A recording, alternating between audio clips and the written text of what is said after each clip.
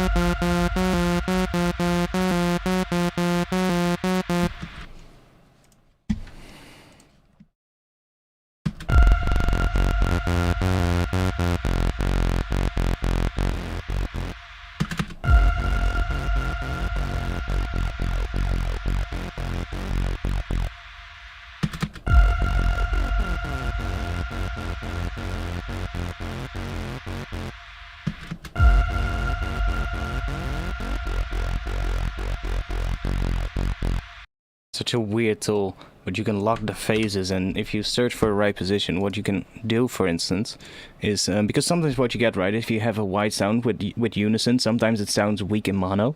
What you can do is you can put a utility on here, make that utility mono. Jesus fucking... Okay, there we go. Make it mono. See, you can hear how it sounds. It really phases.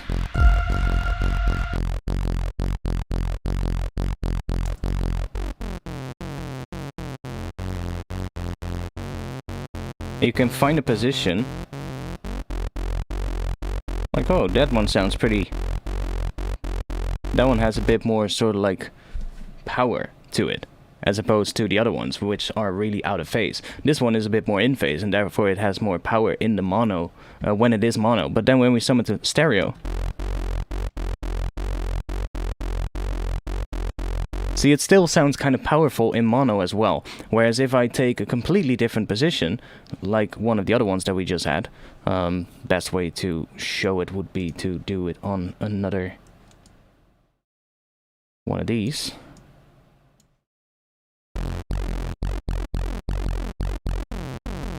See, one of those. It sounds, in stereo, it sounds really powerful, or quite powerful. And then when we sum it to mono, it loses all of its power. And that's because the voices are not in phase with each other. Whereas with this one now, because we locked the phase in a different position,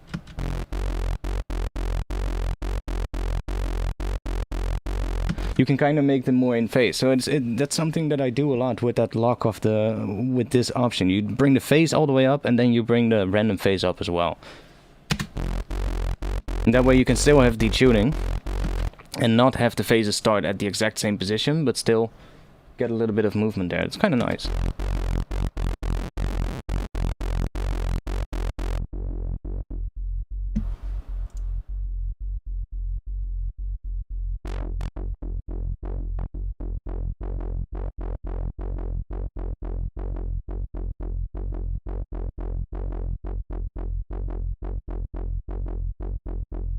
I'm hearing some kind of a bass like that, with more harmonics on top, of course, but...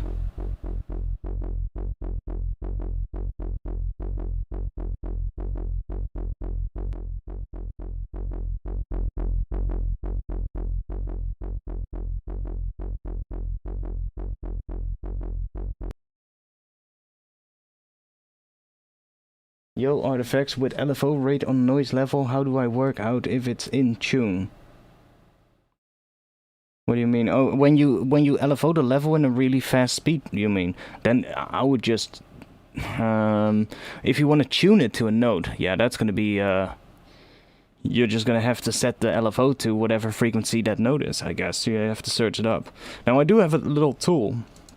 There's a little Max for Life device. I think I have it somewhere here. Audio effects... Max audio effect.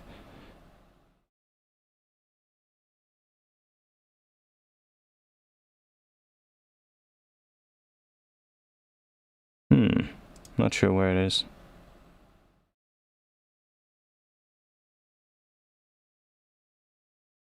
Not there.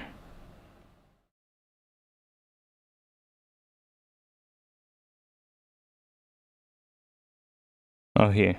It's called Notes Frequency, so you can just put it somewhere on a MIDI track, and it just immediately tells you. Like, again, that's slow. But here, it basically just gives you a graph like this. So you can just see, like, let's say the note is E, then you're gonna pitch that to 41.20 milliseconds or 82.41. So you can just see really easily what the amount of milliseconds are. That's called Notes Frequency thing. It's on the same website as this Max for Life device, which is called the BPM converter, which basically does the exact same thing. It just converts BPM to milliseconds, I think it was. Yeah, it converts BPM values to milliseconds. So that's also quite handy. And then, yeah, like most of the times, in that case, I would probably grab Vital, you know, because Vital has a key tracked LFO. And that way you can really easily do that. You can just use the key tracked LFO and just set the speed to whatever speed you want it to be, and then it's going to key track that, depending on what note you're playing. So Vital's key tracked LFO would be great for that job. And Vital is free, so you could do it with that.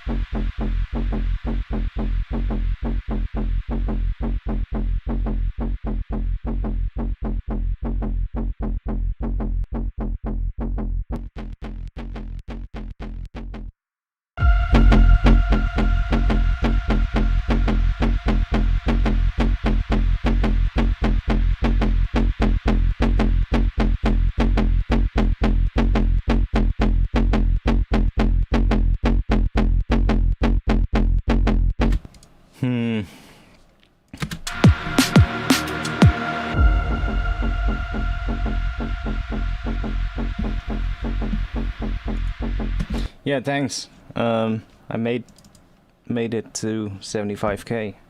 Quite nice, actually.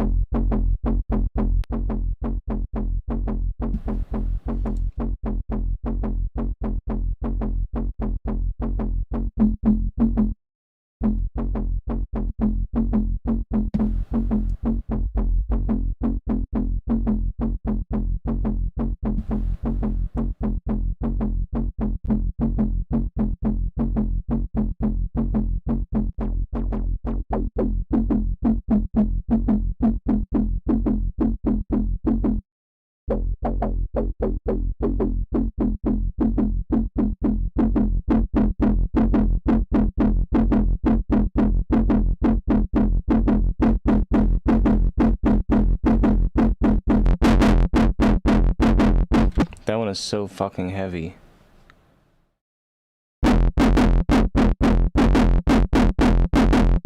We don't even need the extra voices for now.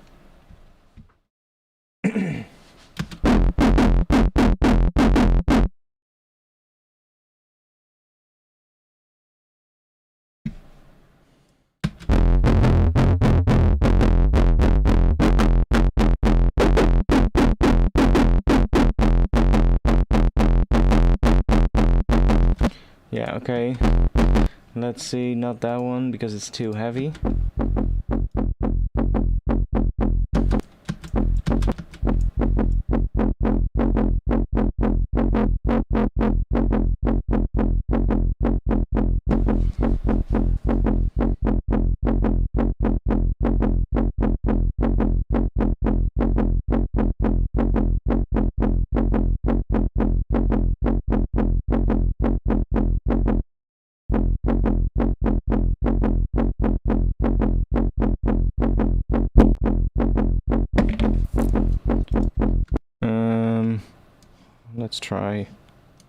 let's try this one.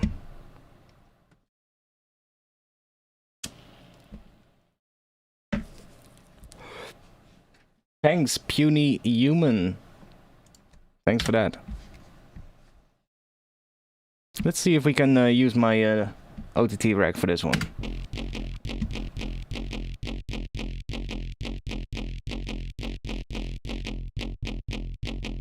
To give it some more beef.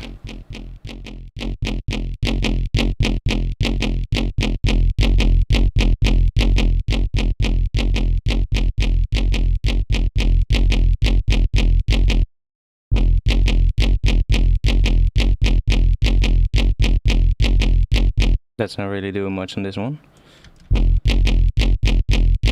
Is there actually a reverb in here? Maybe not. Maybe I still have to do that. But this already works.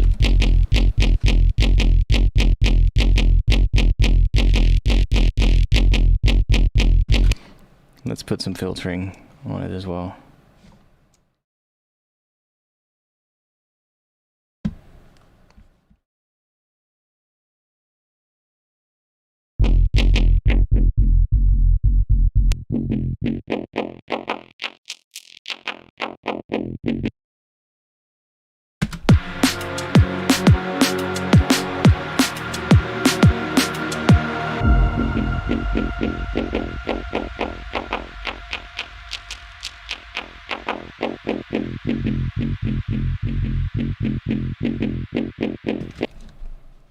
Okay, are we gonna do 10? Okay, yes.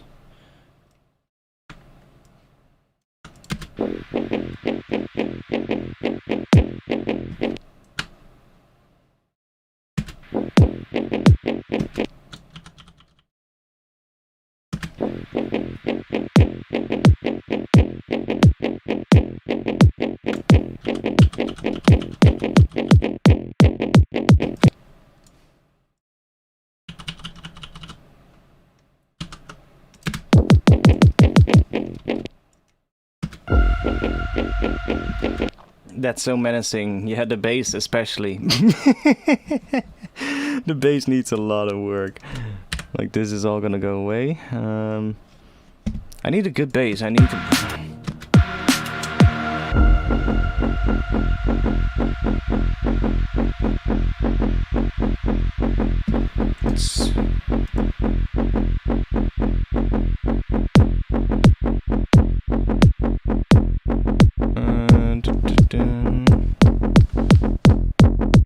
We're gonna make a good one.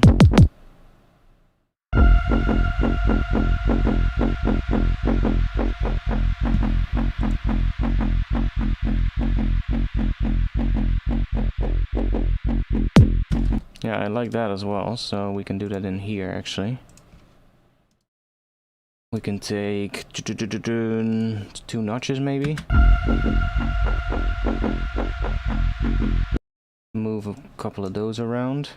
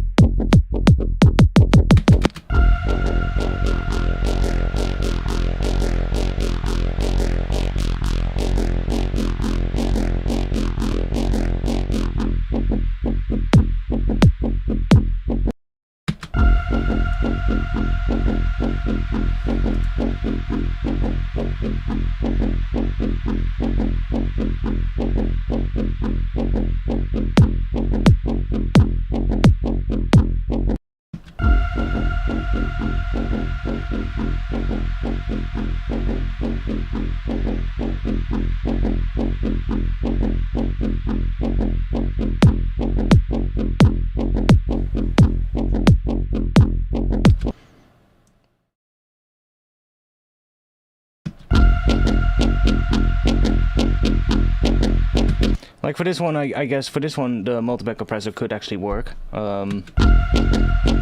because the sub isn't really that necessarily that important right now. We can add a separate one for this, and as long as we just make sure that it sounds good, you know, and that it doesn't start doing any weird kind of phase stuff that we don't want, then we should be fine.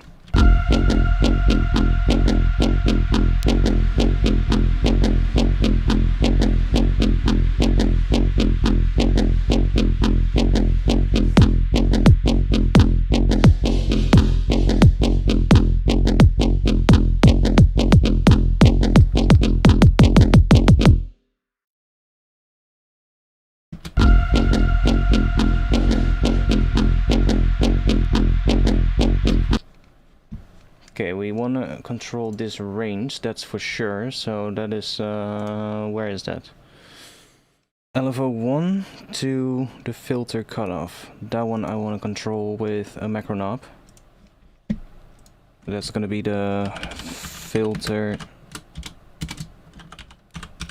depth or something like that. So we can start it a little bit.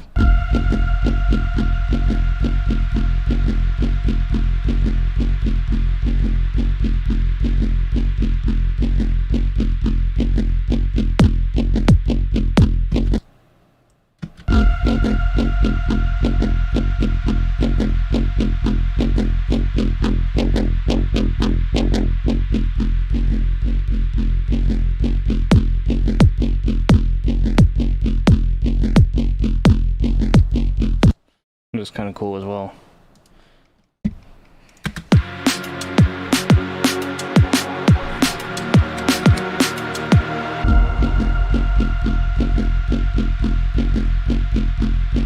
And all that sub right now, we don't need that at this point.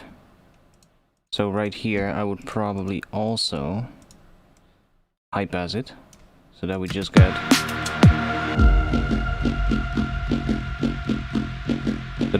this.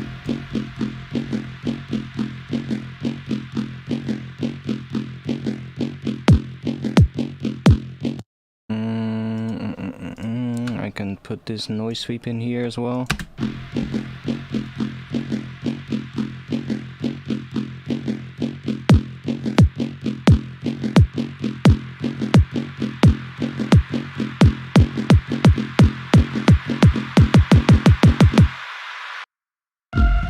Something like that, until there maybe.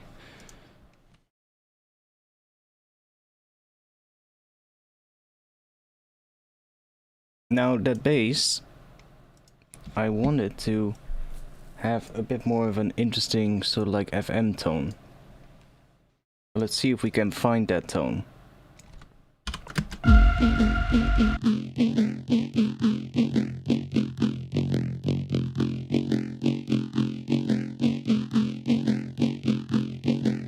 Let's try some other wavetables.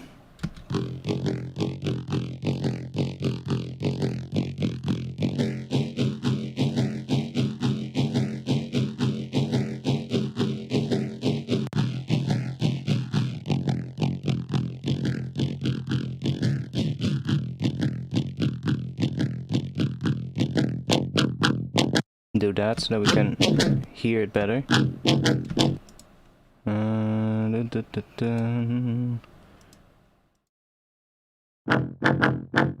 Let's turn those off for now. Wait, before I do that.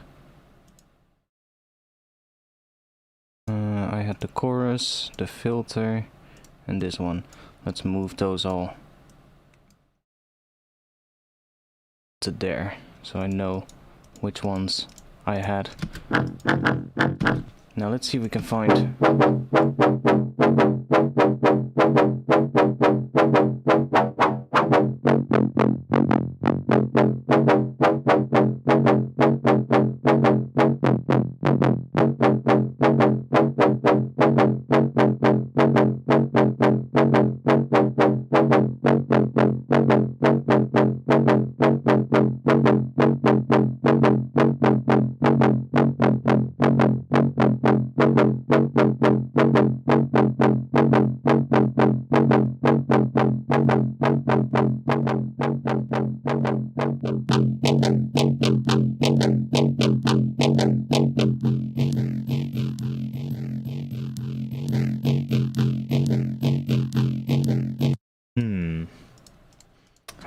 make that bass. Like the pattern is good. The pattern is what we need, but I do have a bass in mind, but I'm thinking how I can make that.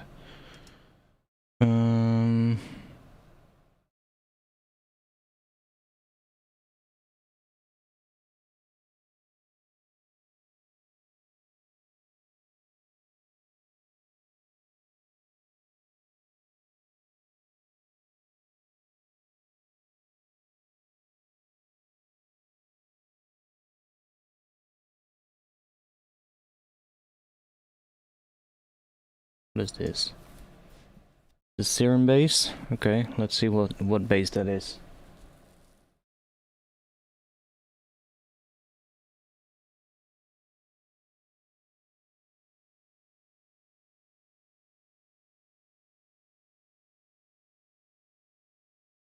If it wants to load it. Not sure what it's loading right now, but okay. Serum with a couple of saws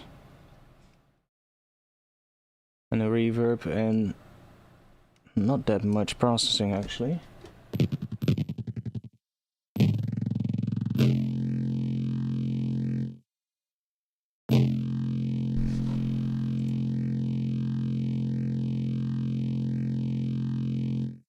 Okay.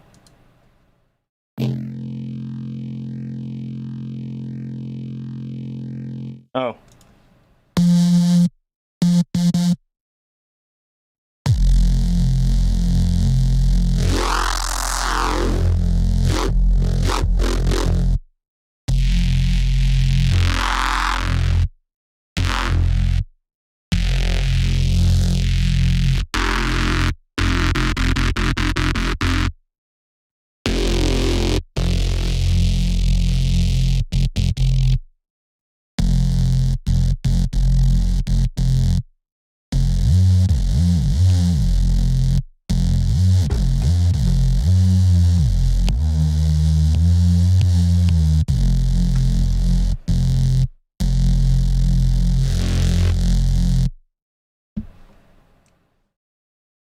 Cannot put LFOs on here. No, that you can do that in Vital, but not here.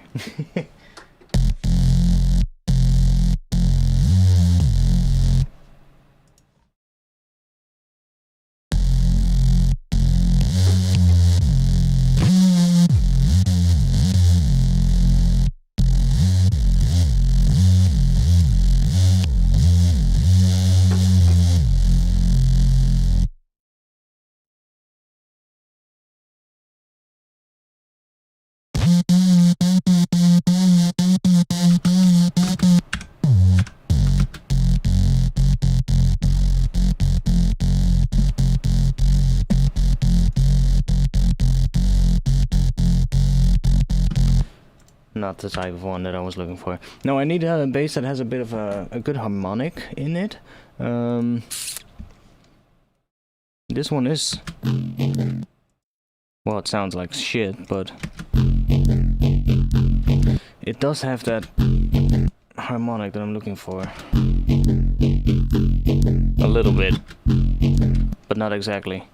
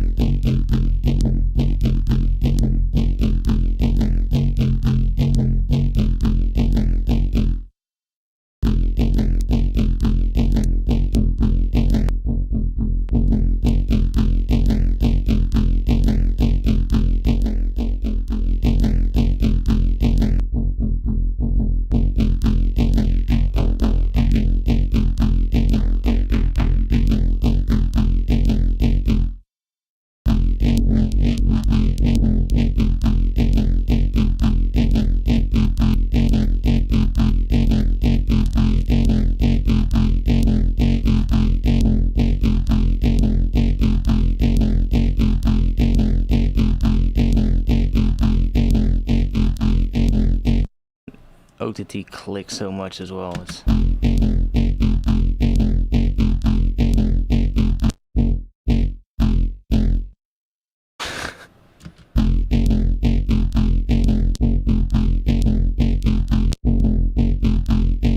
like it always clicks so much. So annoying.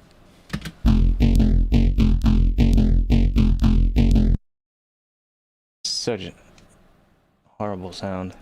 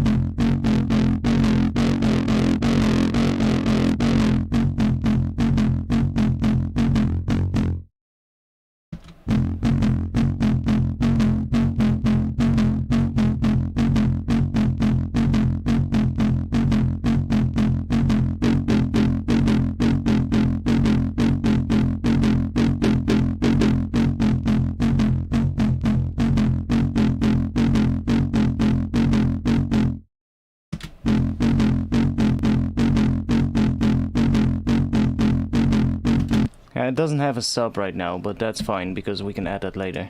Or I could do this. But I'm cutting it as well. Because I'm trying to distort this and see and getting the harmonics that I like, that I want to have.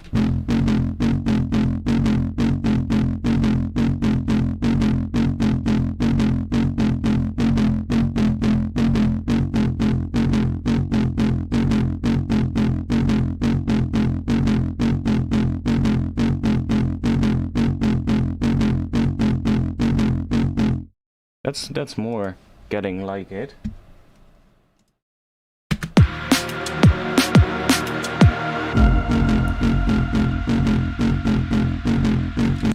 Let's say this is that. I'm just gonna group this.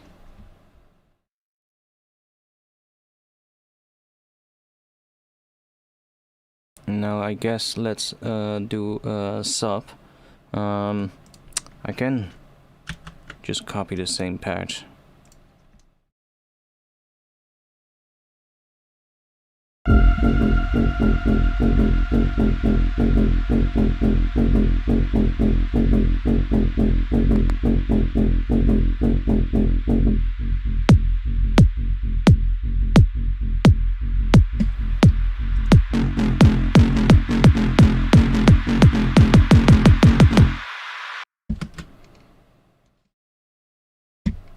Now we can process those together as well.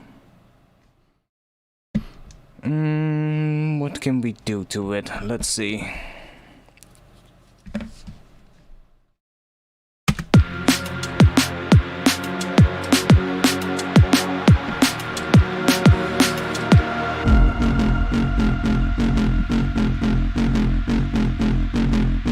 Like in this section we don't need that sub though. So we can probably turn that one off here for now, but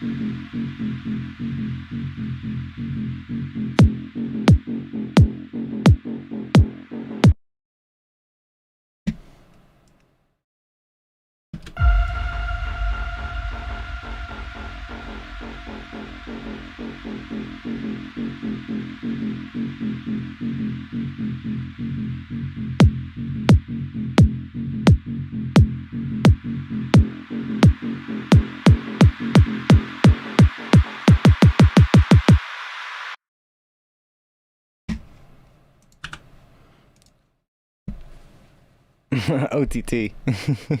Let's just, for the fun of it, let's just put OTT on it. You know, sometimes it does work, you know? That's the whole point. Like, sometimes it does work.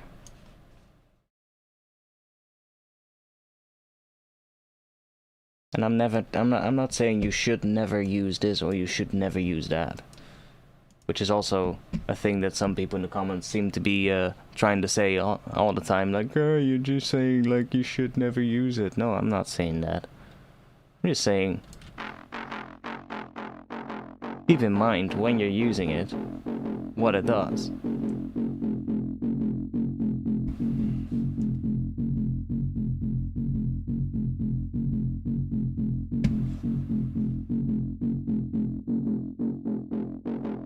Doesn't even do much right now.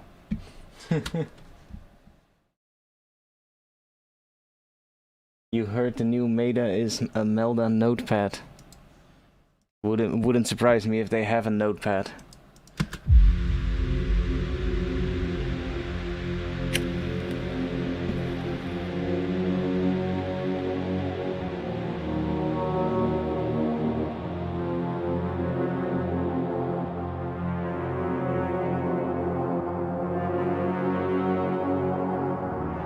Let's get rid of that one.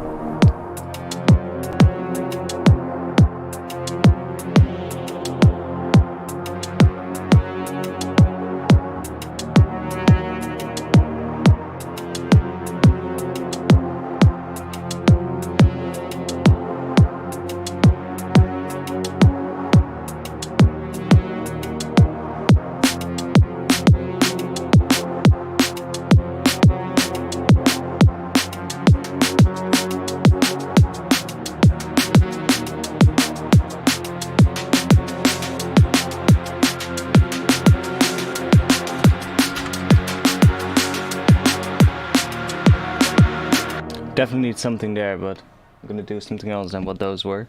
I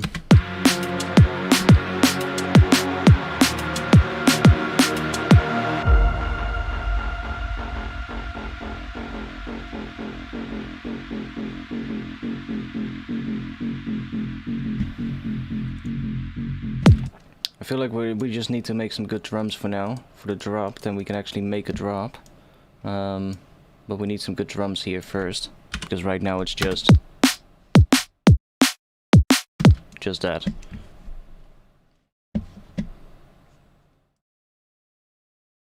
Let's start with putting a limiter on the drums.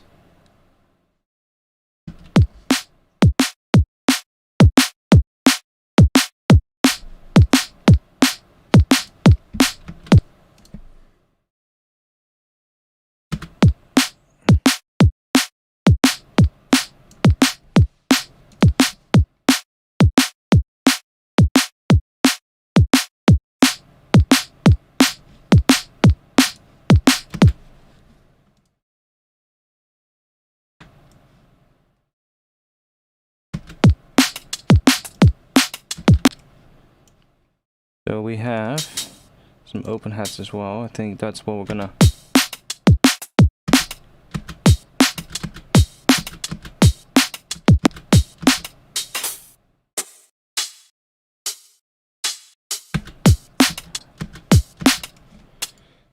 These are gonna be completely different.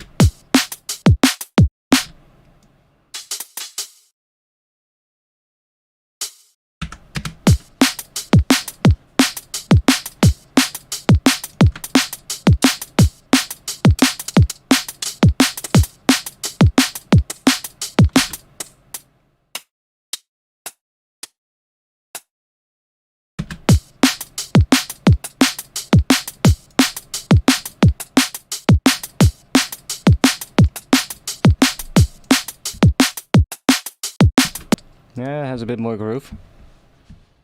Getting somewhere with that. What can we add to it? Should we add some break to it? Chop the break to make it a bit more interesting.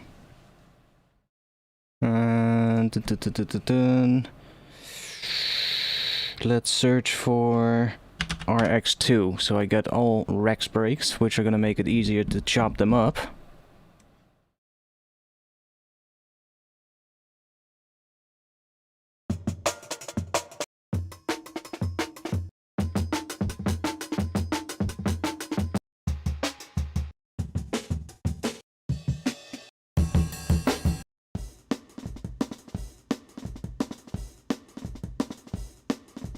Or just search for, I don't know, 172. We're gonna get all kinds of drum and bass things then, most likely. We'll probably find something to fill it up with.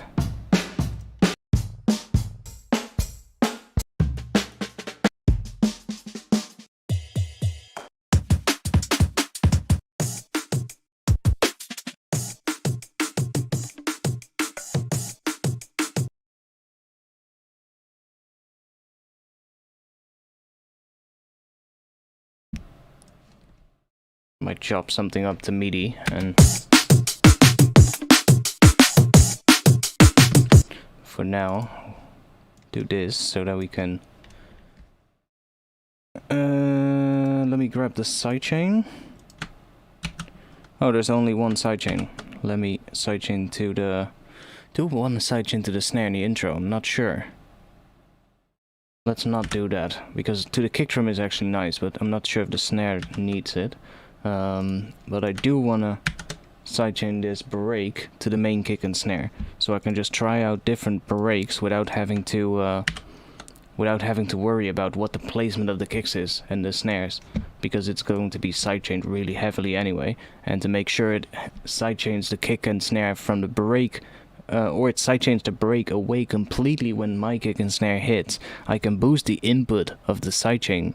The sidechain trigger, so I can say, for instance, boost this to 15 decibels, plus 15 decibels. So the input to the sidechain is going to come in really loud, and that's going to mean that the sidechain compressor is going to respond a lot more, so it's going to cut out more. So now it should basically cut out this break completely.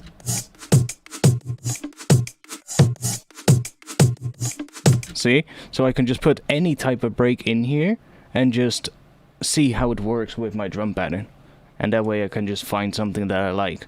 See, it's just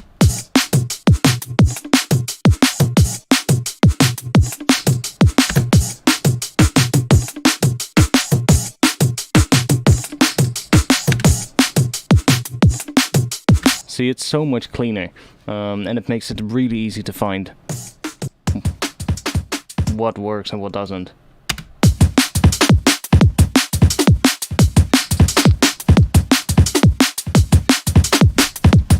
Hey, and you don't even have to high pass the break, because the kick won't clash with the kicks in the break, because sometimes you want to leave some of those kicks from the breaks in with the low end, because it adds to the groove. And by high passing the break right away, you're kind of losing that. So you might lose some really interesting grooves, because you're cutting the high end out, or the low end out completely. And by doing it this way, you can really easily just try stuff out. Like that one.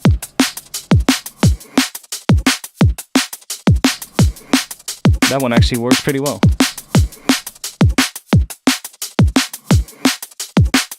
Only this snare drum sounds a little weird.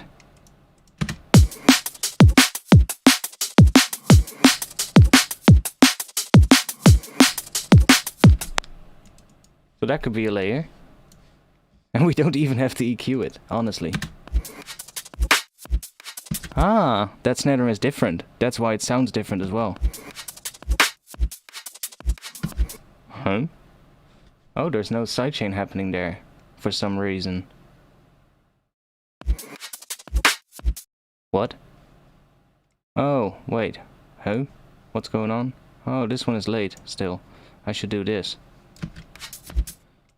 Yes, that's what we need. Of course, the drum pattern in the intro is different.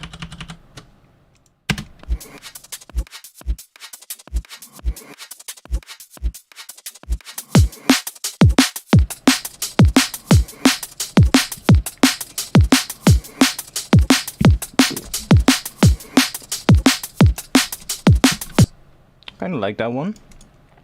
Now, when I'm not entirely sure which one I'm gonna do, I'll just do this.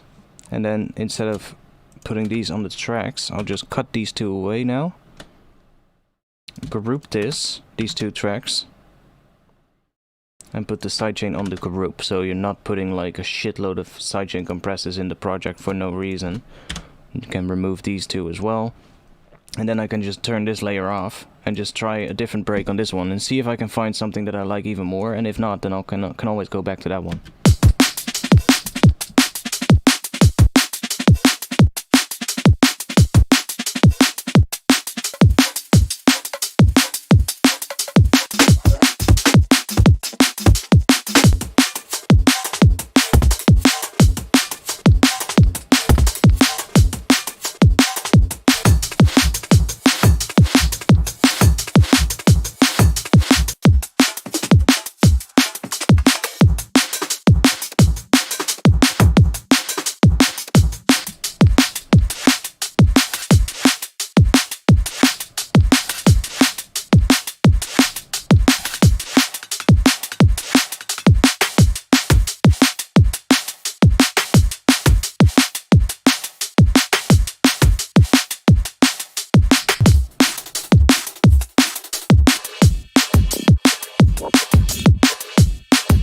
That one is weird.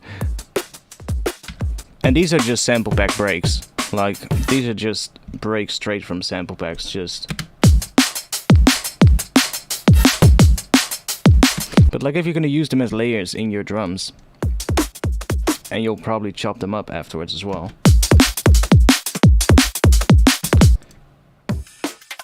And sometimes I'll even use like a small section from a break.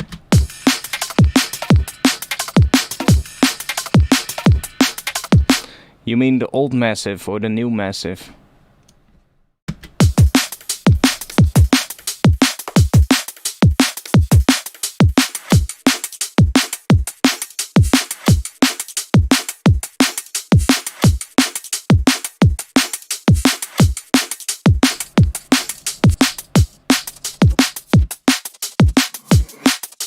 Yeah, I really like that one as well.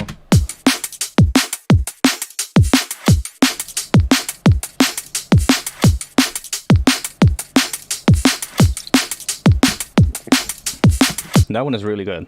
This one is really good. It fits really well. Which massive do you mean? Massive X? Or the original massive? original one I definitely used a lot. The new Massive I don't, because I don't like the interface. Yo, Physical Element, welcome, greetings back to Switzerland. Where in Switzerland are you? Are you close to the mountains? And if so, then dude, I'm jealous of you.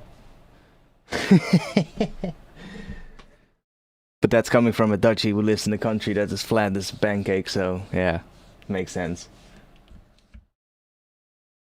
I love mountains, but we don't have any right here, so yeah, that sucks.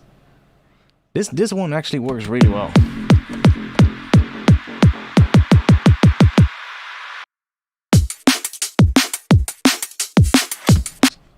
Okay, let's see if we can use... I like the high end of that a lot. So, if I take an EQ8...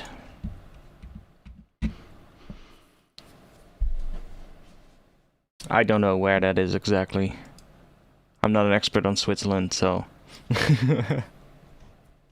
It's very nice, okay. I'll take your word on that.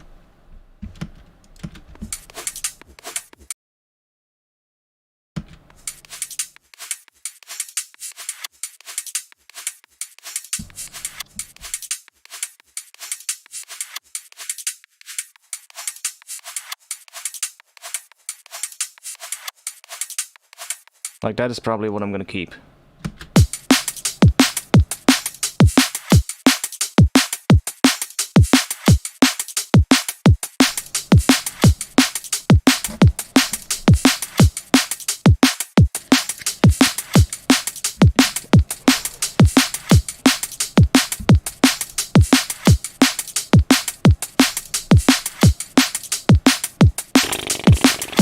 Yo, okay. Then we have this one.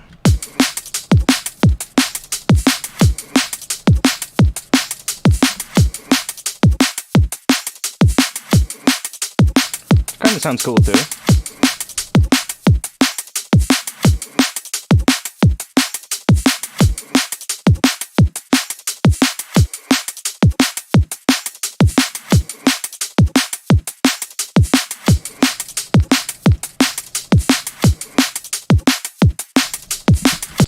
I'm not sure about that second one. That one works, so am I gonna chop that up? It's that long, I think. Yes.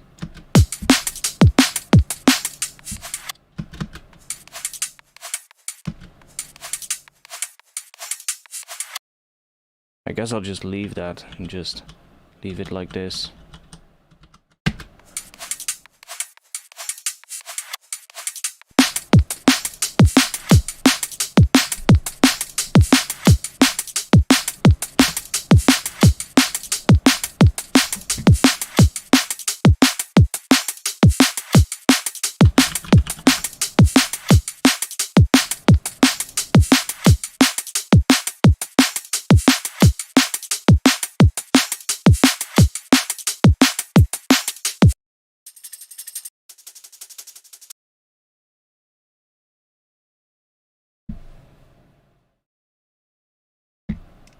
I never went to the big-ass drum and bass raves, like the big-ass festivals.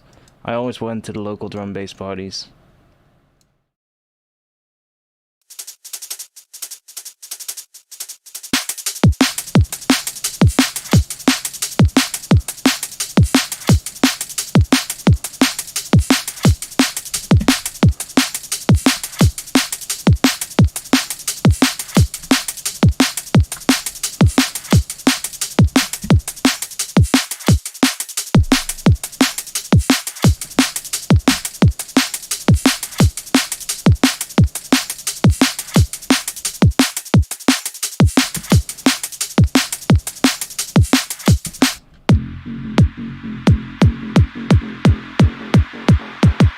Okay, that bass is definitely gonna have to change, but...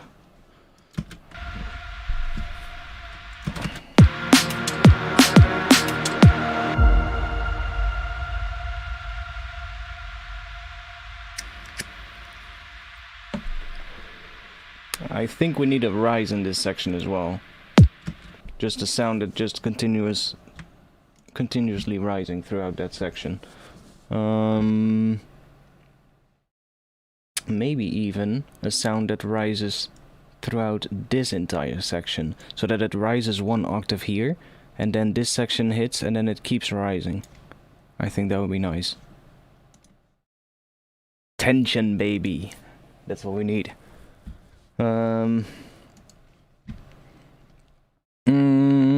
What should we use? What should we use? I can use a really simple sound to start with.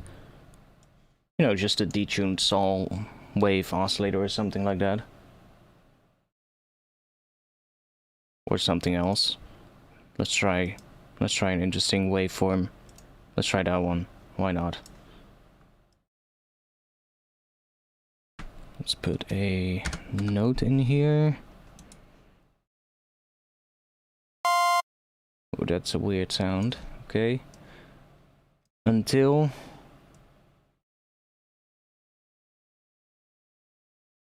yeah, we'll just do the entire section. Doesn't matter. We can cut it later.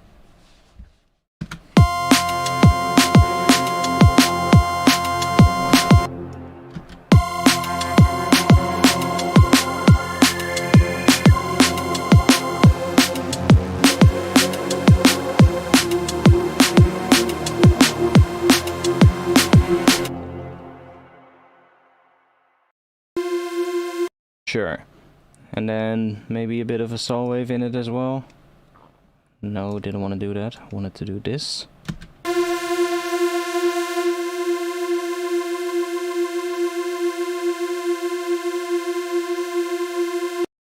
Cool. Sure, why not? Mix some stuff in real quick.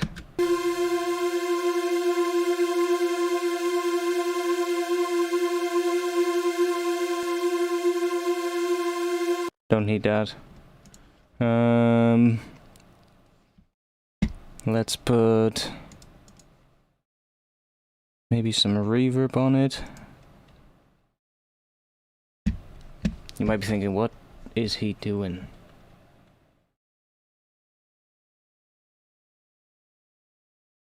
Which reverb did you use for those white noise sweeps? I think it was Valhalla Vintage Verb, to be honest. Yeah, I'm pretty sure it was Vintage Verb. It was just, what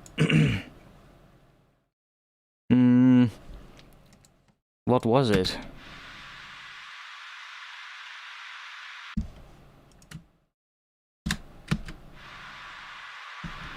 It was something like an impact sound, if I remember correctly, that had like an actual pitch to it. It had a really clear frequency in it, that was the pitch, but in the top frequencies there was a lot of noise. And I reverbed that a lot with Vintage Verb, and then I high passed it, bounced at the audio, and then I got that. So it was made from a sound. I'm not sure if it's this impact. I don't think so. Maybe it is. Yeah, I think it's that same impact. Just run through a reverb and then high pass. And this is the same reverb low pass, the same impact sound low pass. But I'm not sure if it was that one, because I thought it was one that had a more of a clear pitch, but now I hear it, I think I might have replaced that one for this one and then resampled it into this. Because it was the impact sound, that's one thing I'm 100% sure.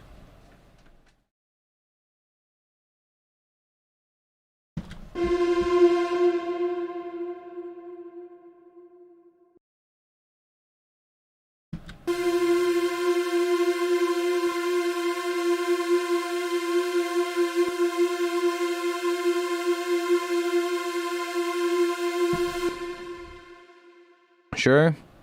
And now let's try using this one on it.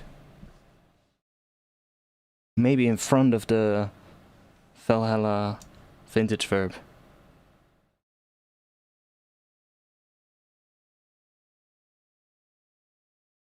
Because I can tune this one to F, for instance.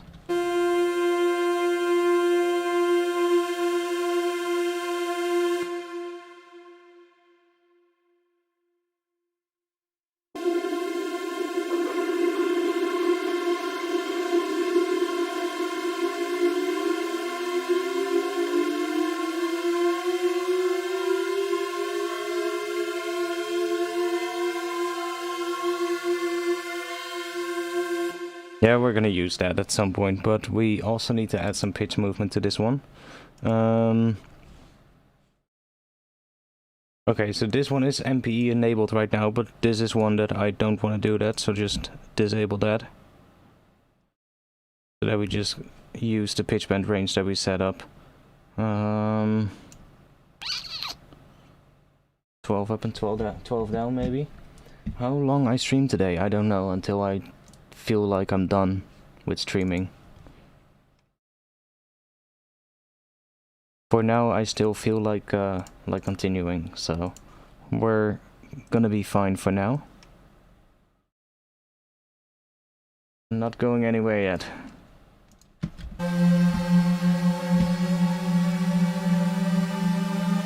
See, that starts doing really interesting stuff with this one.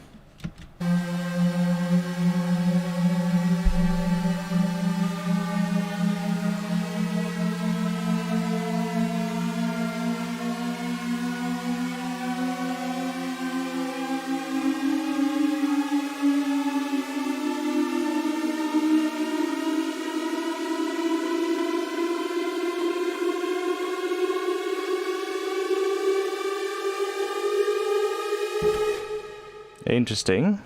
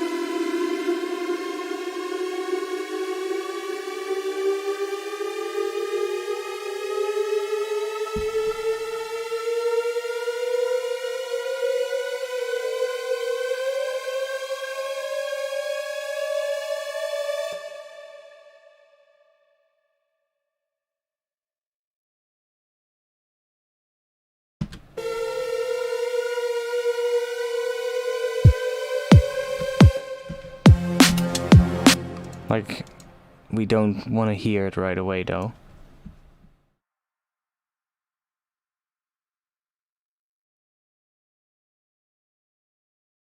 Probably want to bring that in.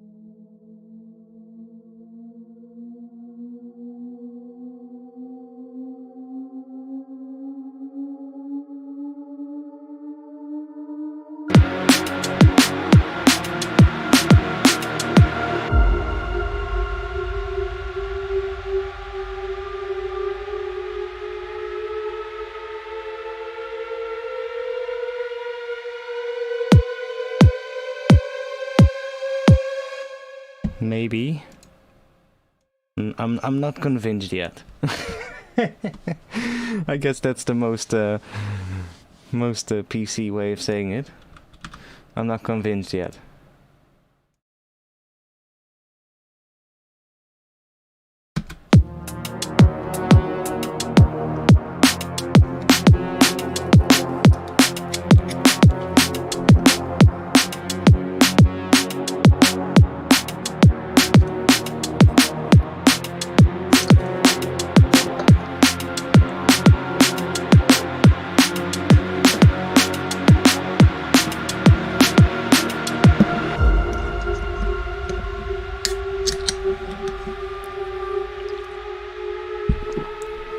No, I'm not convinced yet.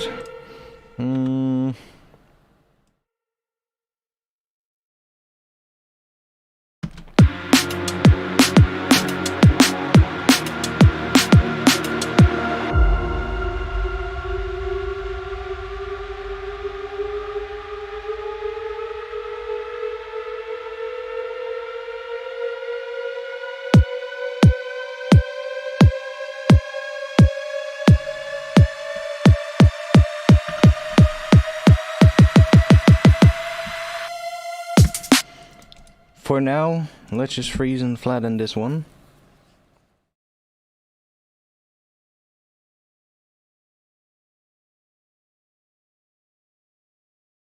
So we can always use it as sort of like a layer in the rise or whatever. We can cut it up, I don't know. Fade it in, fade it out. We'll use it in some way or another. Or not. We'll see. That's always how it goes when I make music. Sometimes I just end up with stuff and I'm like, nah, this actually doesn't need to be here. Goodbye.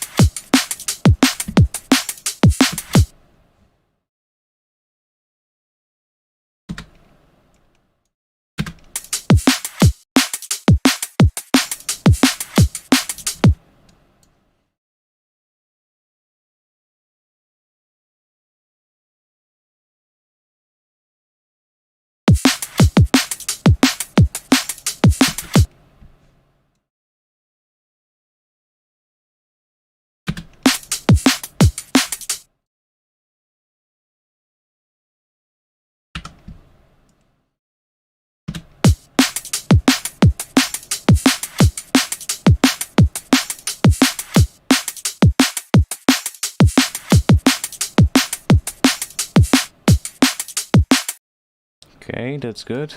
Give it a little bit more, you know, a bit more of an interesting groove. I'm gonna really have to find a bass sound that I'm gonna do.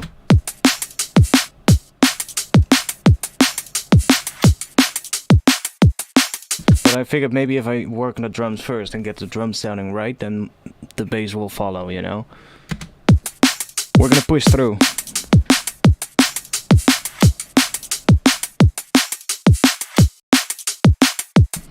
So, let's see.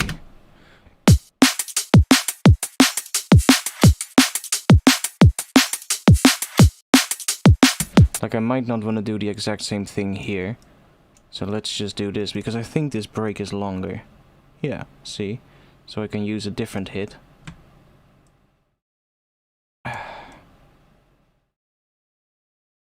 We'll go here. I also see a shuffly part here that might be nice to try out. Oh, that sounded weird. There's a little weird thing happening there, but let's see these.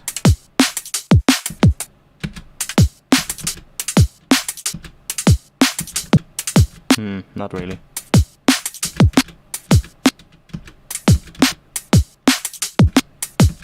Maybe just that one.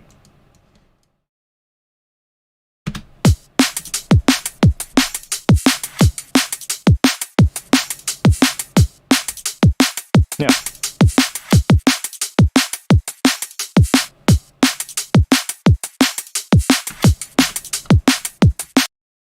So then in this section, should I bring the shaker in? Maybe?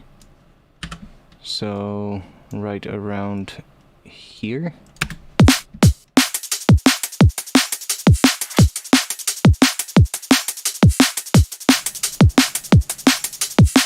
I guess then we can leave this one in here.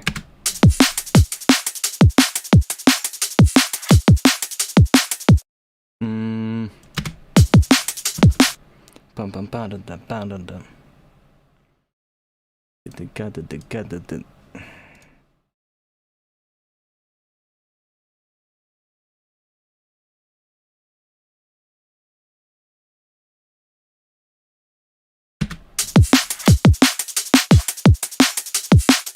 Oh yeah, we have to change this one as well. Use this again, maybe.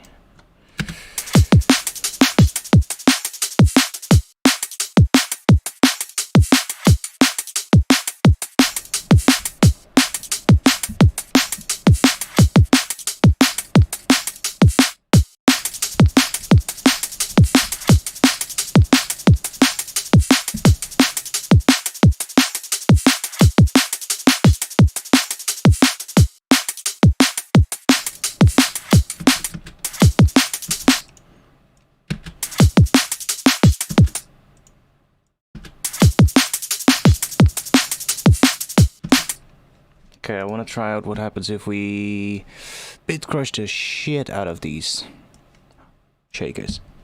Like usual. I mean, who doesn't like bit crush shakers? Damn it, man. Ableton is really slow. I'm gonna try out after the stream if that also happens in Ableton 10. Because I don't think it does.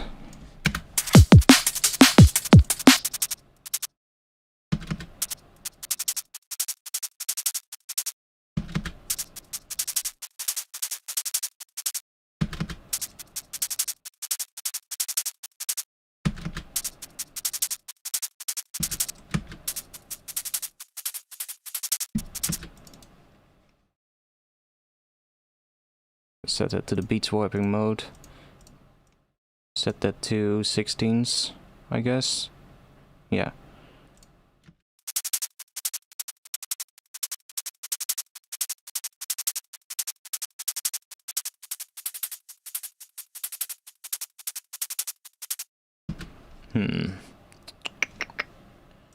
Do-do-do-do.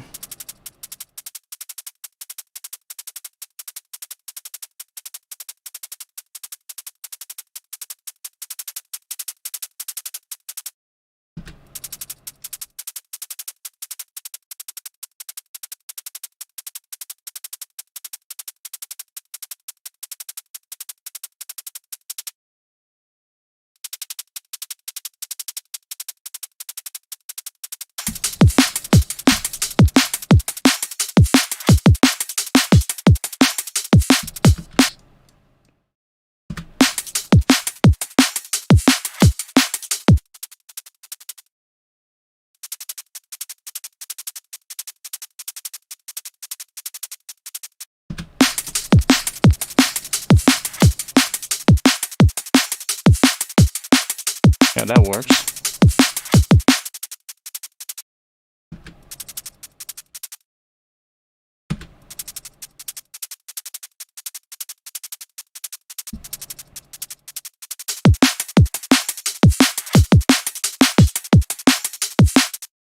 And then here it's gonna cut out again.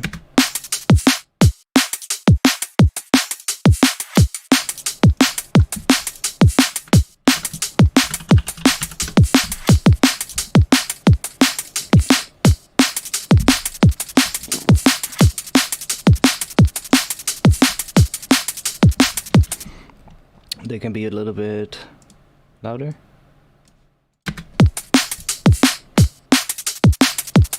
Yeah, I'm really focusing on the groove of the drums right now, which is actually quite a good thing to do, you know? Because if you can bop your head to the groove of the drums, then you're pretty much halfway there, if you get what I mean. It's like, it's such a crucial point of a good track. Getting the groove of the drums right, and if the groove of the drums is right, like even right now, it's straight on the grid, but that can still have a groove, right? Sometimes you have a beat that makes you just go, without anything else, just a beat by itself, you're already bopping your head. And this is actually starting to be one of them right now for me, so that means we're getting somewhere.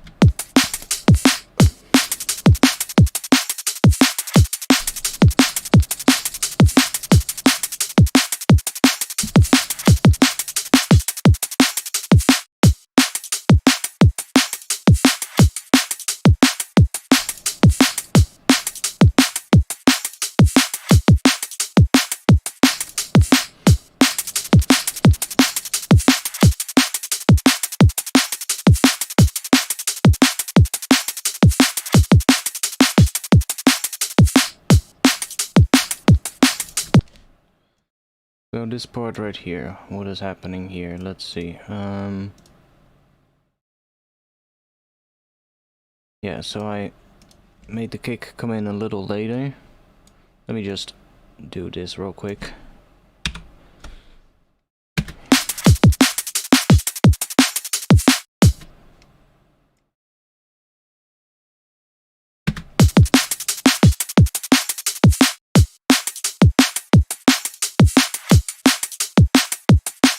I'm thinking, can I do something else there with a drum fill at the end, maybe?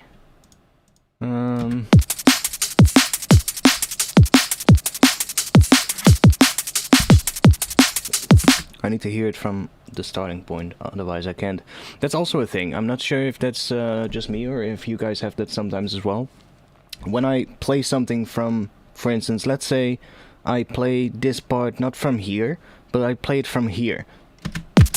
I'm not going to be able to hear well if it transitions properly, or if I like how it goes, how that flows in terms of the groove. I need to always play it from like the starting point of a bar, or the starting point of 2-bar section, or 3 or 4-bar or 8-bar section, or 16 bars, so that I can kind of hear what it does in terms of the groove, and if that makes sense in terms of when it comes in. Maybe I'm overthinking that, but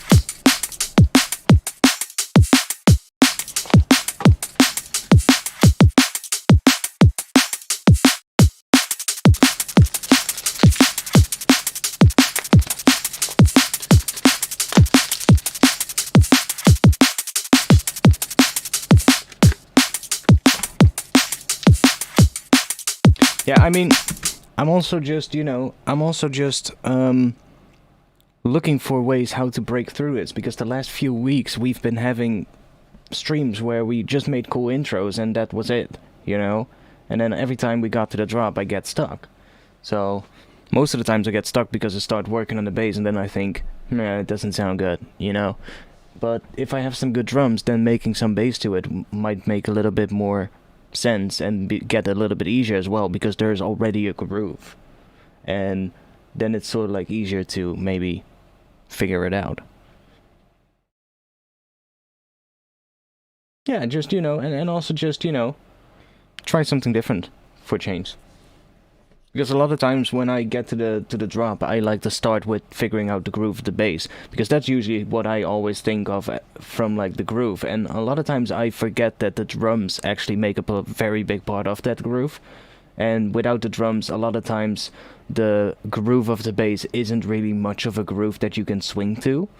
It's actually the combination of the bass in combination with the drums that creates that interesting groove. A lot of times, at least. There are exceptions, of course, like rhythmic bass lines that from themselves, if you play the bass by itself, already has a groove. You've got those as well, but like some neuro respaces, a lot of times when you would hear the bass line in solo from the drop, it's not gonna have that much groove. It's just all over the place and just crazy noises. But it's the combination of where they're placed with the drums that are making it an interesting groove.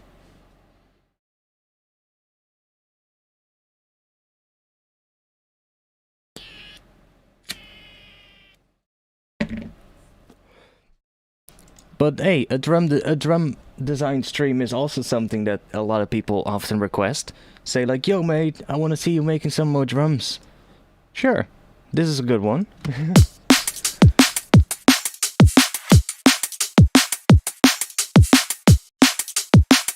I'm thinking, can I put like a sort of like a ride or a crash cymbal, something thing in the background, or maybe some noise sidechained, to fill up the drums more.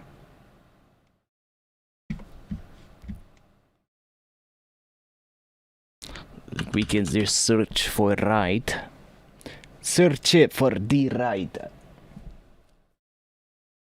Paved roads are not smooth at all. That depends how well it's paved.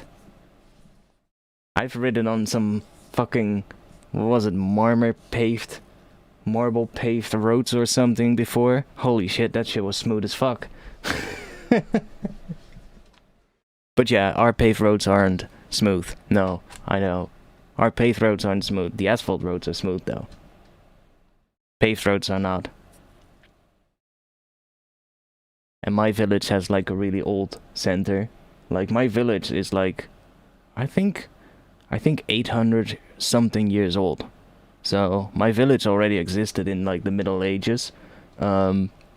We have like really old roads. Like right here by my house, there's actually a small castle and a church, and the road in front of that is like these couple of 100-year-old stones basically.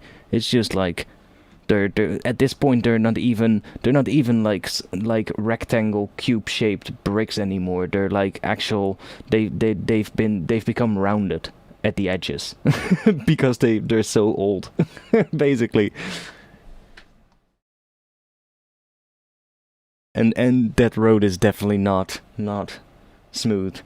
It like bends down at the sides as well after like years and years of just you know cars passing each other, and they're going to the side of the road and then maybe slightly off the side, and then now sort of like the sides of the road completely sort of like curve down. It's just, but hey, I don't know. It kind of gives it its charm because it's also where the castle is in the old church and shit. So it kind of gives it a bit of charm. They even left the old streetlights up there. They only placed like LED light bulbs in it, but they still have the really old streetlights which kind of look like lanterns, which is really cool. So kind of makes sense. I think there's actually gonna be people, probably the people that are from the church there. I think they would actually complain if they would say like, "Yo, let's make this an asphalt street." I think they would actually complain.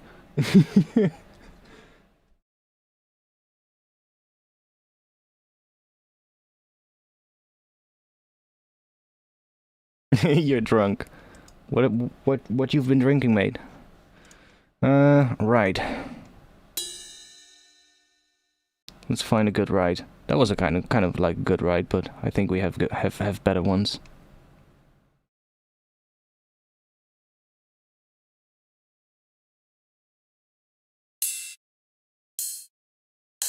DMB rides, okay.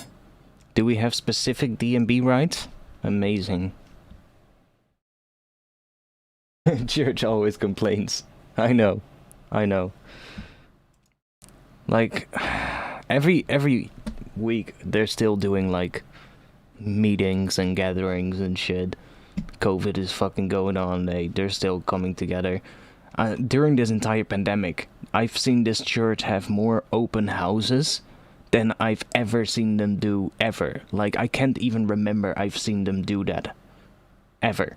Like I can't remember any time I walked or cycled by the church and saw that the front door was completely open with a sign in front of it, "Yo, open house, everybody can walk in and come have a look." I don't think I've ever seen that. And during this pandemic, I've probably seen it maybe 10 times already. It's crazy. Like, what the fuck? Are you people good in your head or what? And then, actually, right before the stream, I came home. I walked by the church, and there was like this entire group of people just coming out, all wearing no mask, no social distancing whatsoever, you know. And I'm just like, whatever.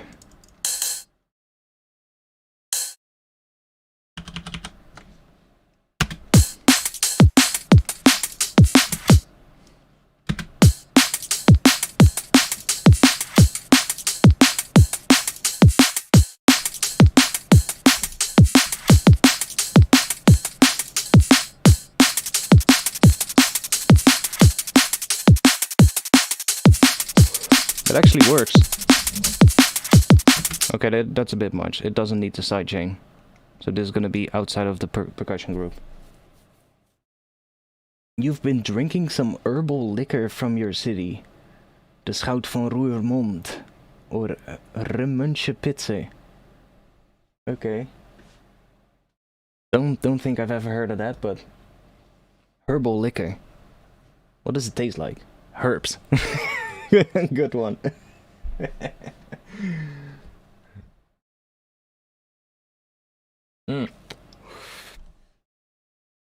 I haven't drank any alcohol since fucking New Year.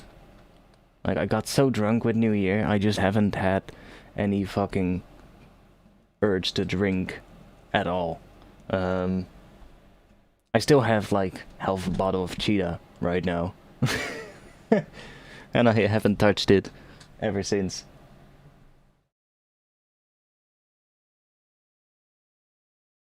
I think I just I just drank my my whiskey crave away with New Year's Eve.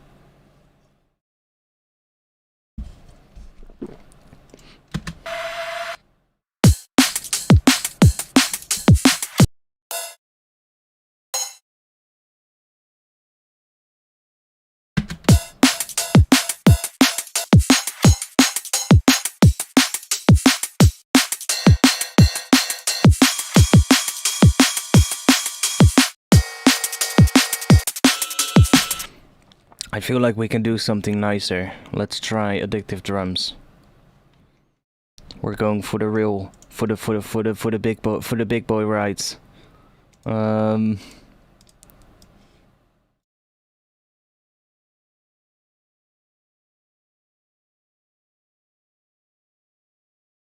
It's the alcohol that tastes like cough syrup.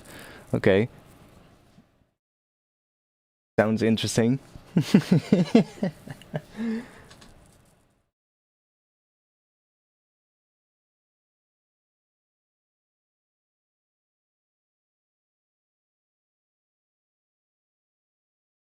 The drums, the snare drums are not synthesized from scratch. And come on, load addictive drums. Good. There we go. There we go. The snare drum is not designed from scratch. That is from a sample pack. And if you want to get those snare drums as well, it's actually a whole sample pack. You can get that sample pack from that link that is in the chat right now. And with that link, if you use that, then you actually help me out as well. I will get a little commission from your purchase. It's a whole pack with snare drums, and I just used one. Then the kick drum is actually made by me. I used Sonic Academy's Kick 2 to design that kick drum. It's not in this stream. I did that off stream, just an afternoon where I sat down making some kick drum samples. And that's one of the kick drums that I made, so that's where that one comes from.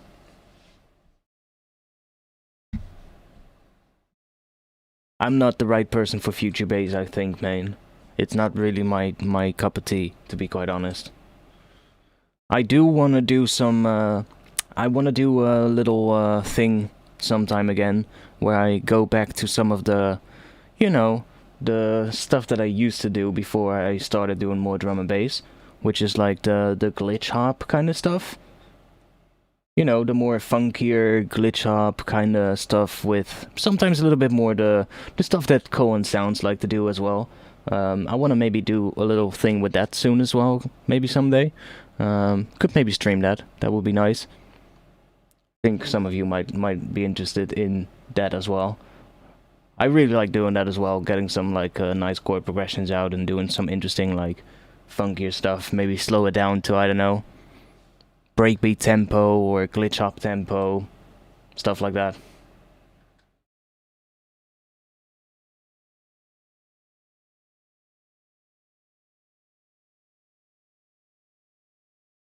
One eighth of what? A kilogram.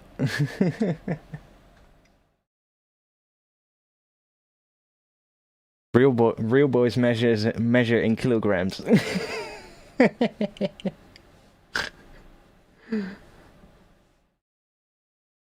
I got a free grinder yesterday at the local coffee shop. I was like, yo mate, how much are the grinders? He's like, yo, it's €3. I'm like, okay, but do the rest. I want some haze for the rest. He's like, cool. And then he's like, yo man, this one is from us. I'm like, oh, nice.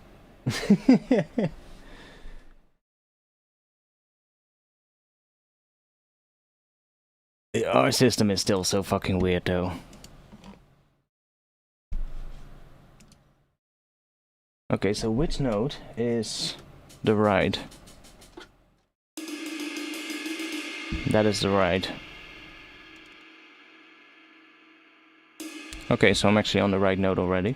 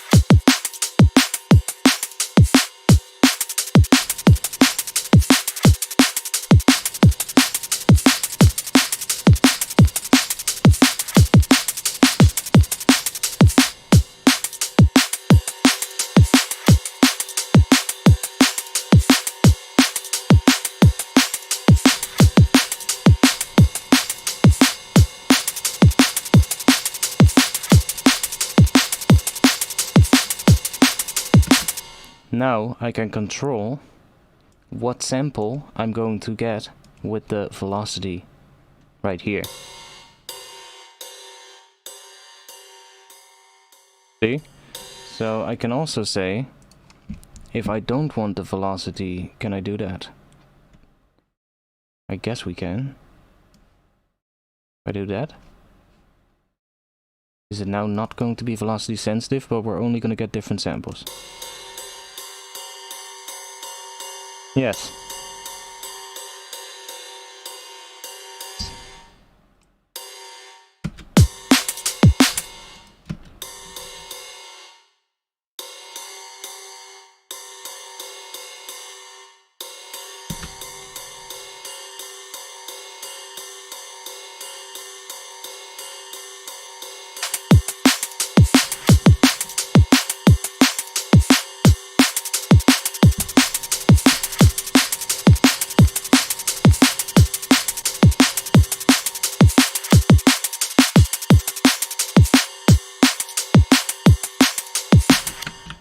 Let's save, because it's getting a little bit laggy every now and then. I'm not sure what is going on, man, today.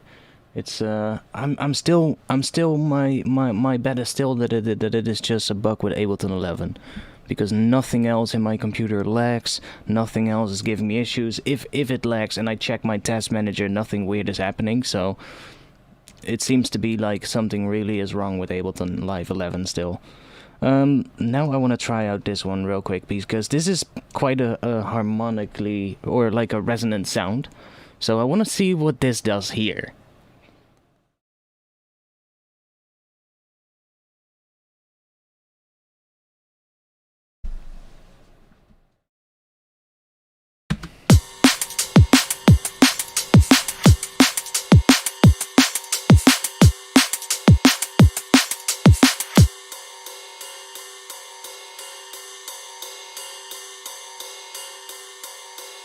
That's really subtle.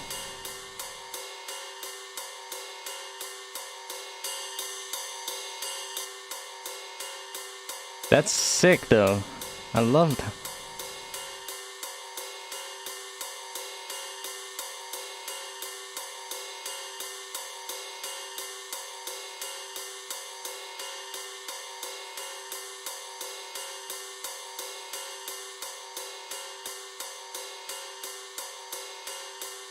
Yeah, it happens with you too. Yeah, okay. I heard so many more people say they have issues with it. The same things as well. Disk overload errors and wrong CPU errors, slow things happening as well. So there's definitely something going on still with Ableton Live.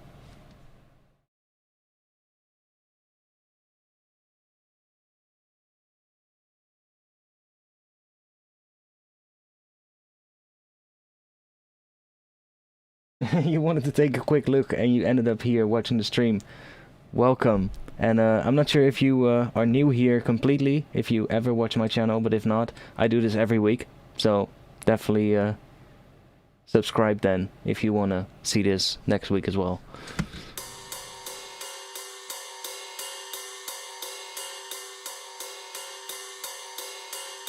But this thing is really nice.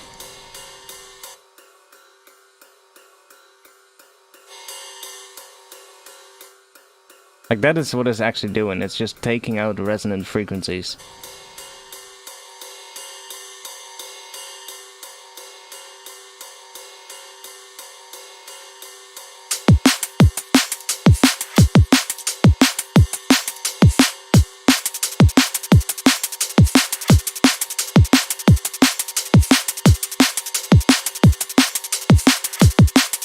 And by boosting this, we're basically telling this is kind of like an EQ curve, but what it's doing is when we boost this, we're basically telling Sooth to cut more of the resonant frequencies in this area according to the shape that we're boosting right here.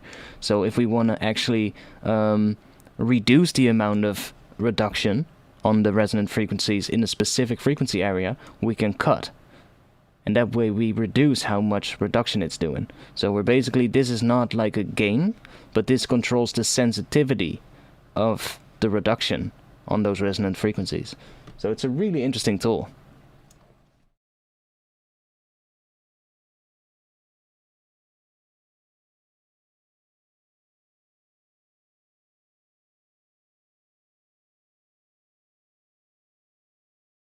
What did you do beta testing for?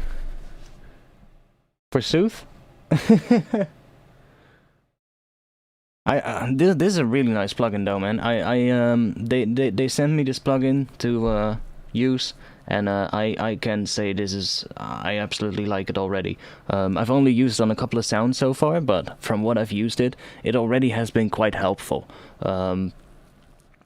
It's really great for like as well with that other one. Where is it?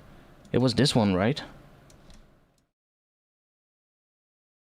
Yeah, it was this one, but I frozen it and I flattened it, so it's not here anymore. But on this one, we had a really resonant frequency that was sort of like this, which was triggering the distortion too much. And by using Sooth, I was able to really easily isolate that frequency and just reduce it when it becomes too loud.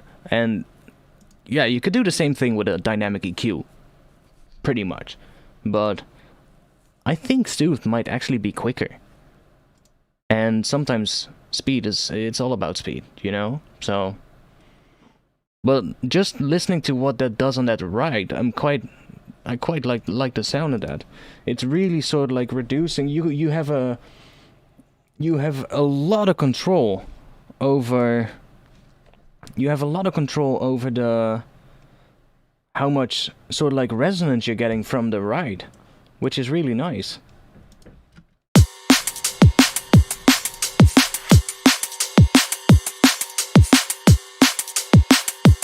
And it's quite subtle, but...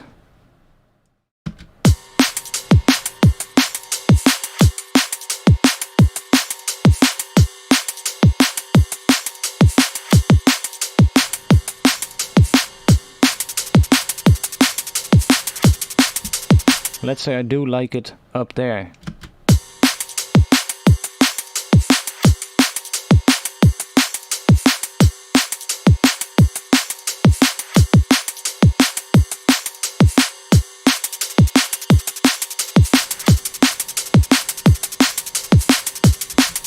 Yeah, it is pretty much a de-esser, but that's theoretically like what dynamic EQ or a de-esser is then again pretty much a dynamic EQ. So you just tell de-esser, you just tell to look at a specific frequency range and bring that down when it becomes too loud. So yeah, it's basically a dynamic EQ.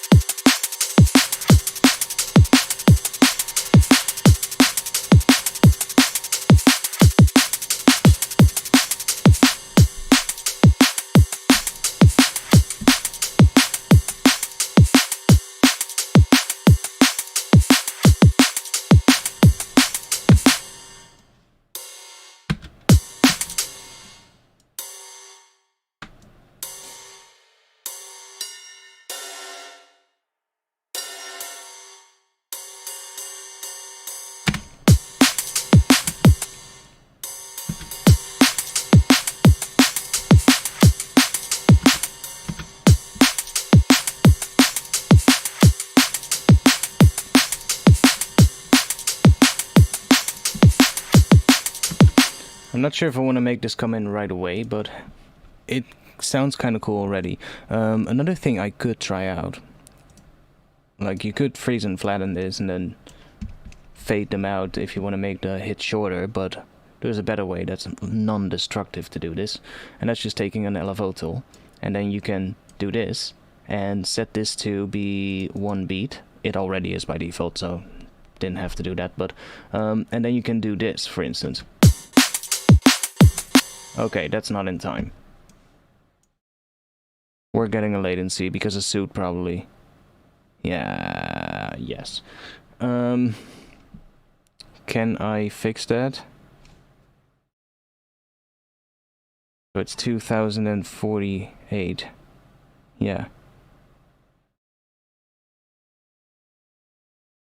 Plus that one. That is doing a little... Can I adjust for that? Let's try it out. I want to see if this works.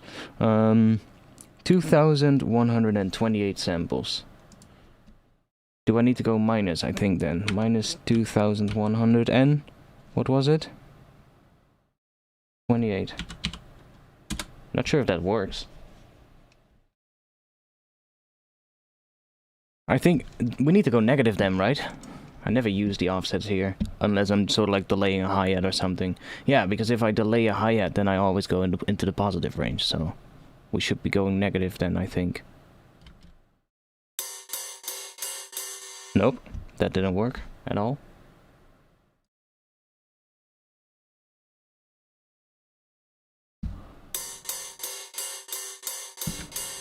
Maybe let's try it out. 2128. There's an offset. Oh, really? Nice. Thanks. Where is it? Where's the offset? Where are you? Oh, there. And that is based on milliseconds, or?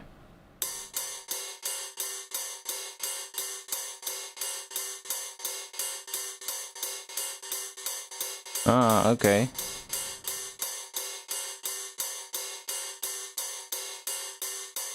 Yeah, okay, that's samples as well. Can I just type that? No. Double click. Oh yeah, timing offset in samples. I see it down there at the bottom. Oh, nice.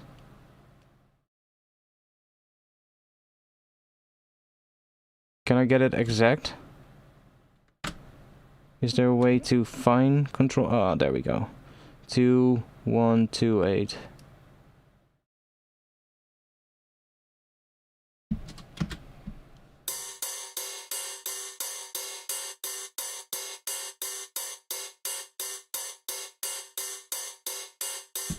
That makes it so much better. Holy shit, that's so much easier to work with now. Thanks.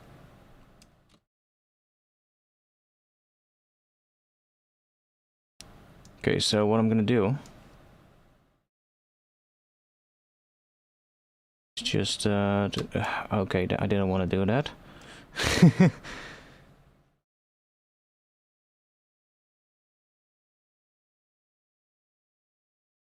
I just wanted to make a point. What is snapping again? Oh yeah, Alt. That.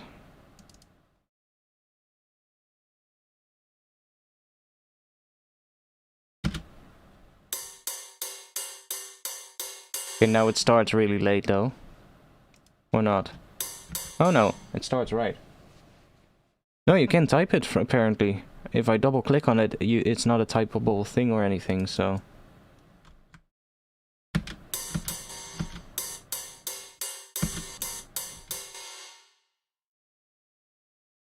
See, this way we can give it sort of like a different groove if we want to. We can just start like this.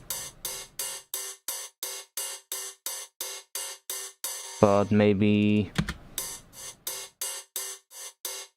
do something like that. I don't know, we'll see.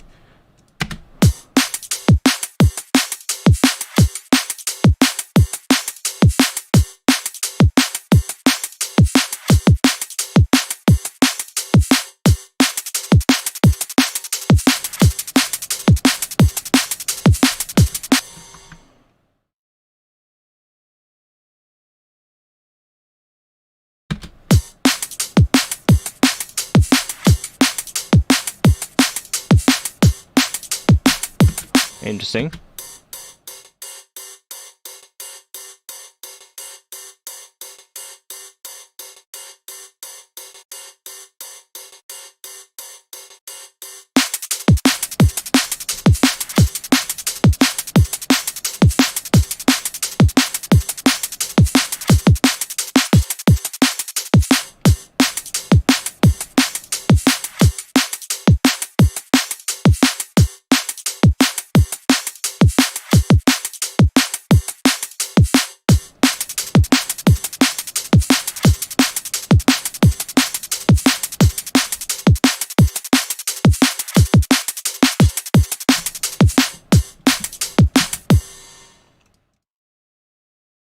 So here, I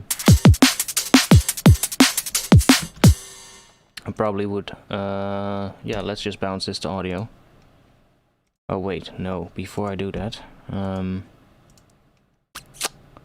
kind of want to make this twice as long, so that I have a section without that as well. 16. 2 bar. Move you there. Move you there. Is this right? Yeah, it is.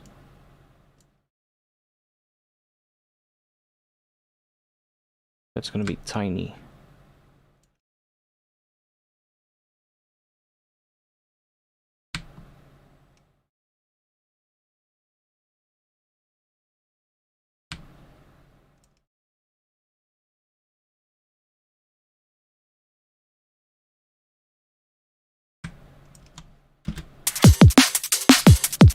Yeah, that's the same. Okay, good.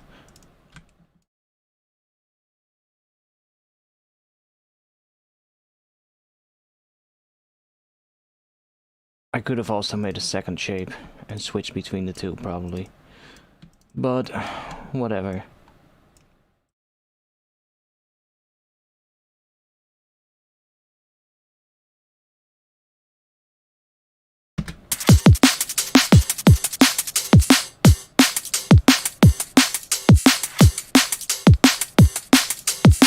I think I'm actually gonna leave it like that.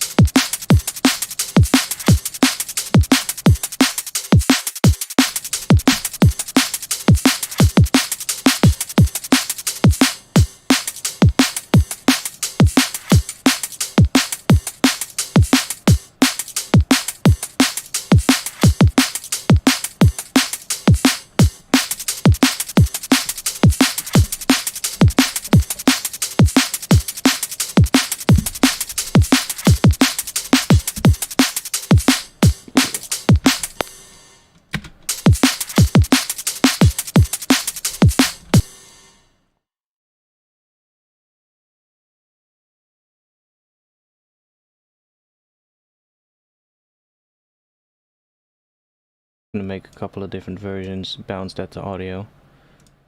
Make one with this a little bit lower. And then one with it just completely off, which is at 50. Make sure it's exactly 50. Let's bounce it to audio. Just gonna have a couple of different versions that way.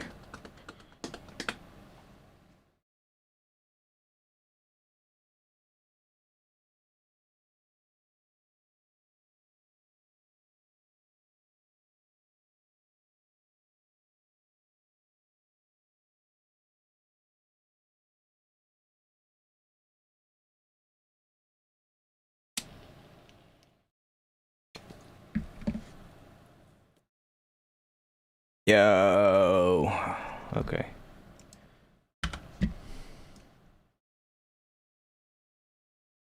Let's cut those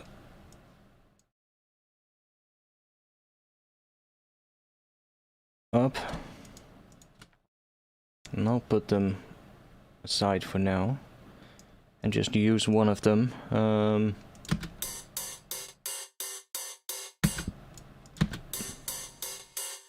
I think I'll just use that one, which has a little bit of sort of like extra stuff in between.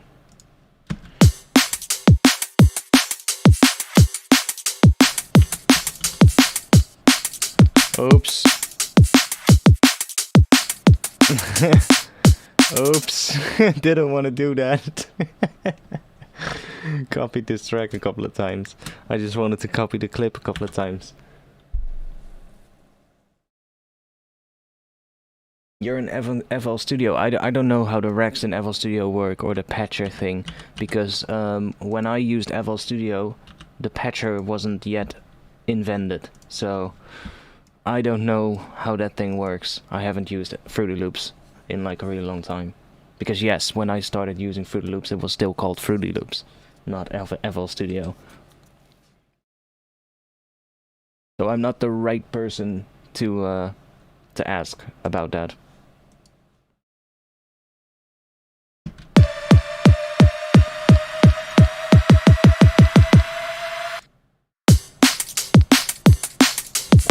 Yeah, I'm not entirely liking that right yet.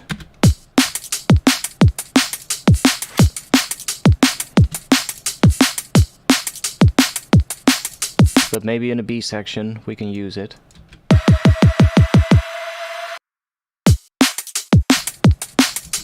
How to make phase cancellation? Well, phase cancellation is just when the left and right channel are different from each other, then you are going to get phase cancellation no matter what. But you can create that in a lot of different ways. Like you can do detuning, unison, chorus. There's so many different ways to create phase cancellation. Really depends on what you're doing and what you mean. I'm really quickly gonna take a piss. It's getting a bit late, but I can continue streaming for a bit more if you guys want. But then I'm really gonna have to take a piss right now, because otherwise it's not gonna... we're not gonna get much further. I'll be back in just a little bit. I'll let you guys just listen to this on repeat for now, and then when I'm back we'll continue working on it.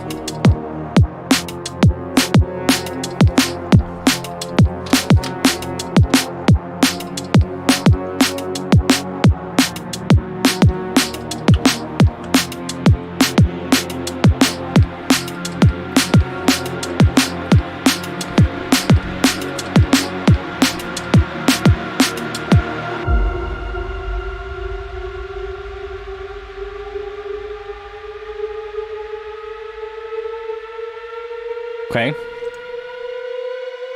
I'm actually going to be doing a whole video about that, so I'm not going to go too much into depth about that right now, because that is going to be a topic for a upcoming video. So subscribe to my channel if you want to see that video. It's going to be the next video that is going to be released. I'm just finishing up the rack right now, fine-tuning it and making it as good as possible, and then I'm going to make that video.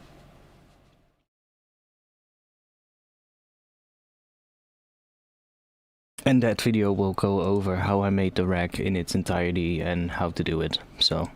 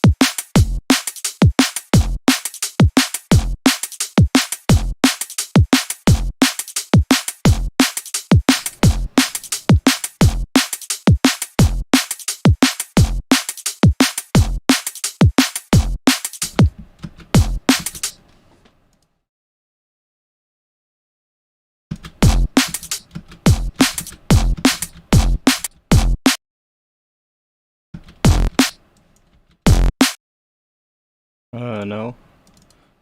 Let's do that.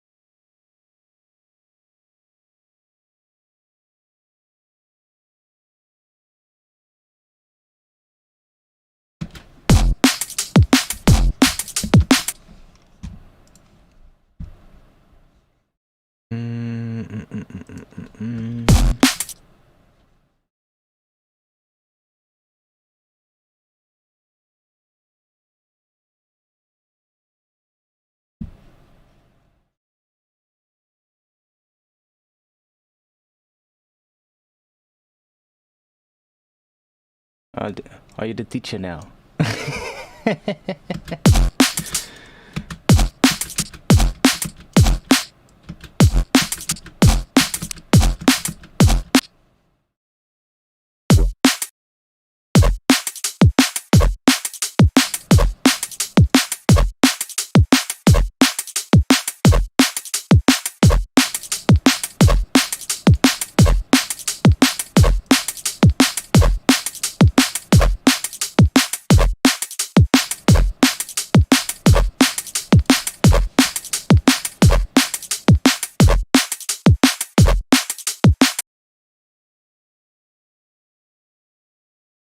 Starting with melodies and bass seems most effective. Have you tried it? Dude, that's what I always do. Of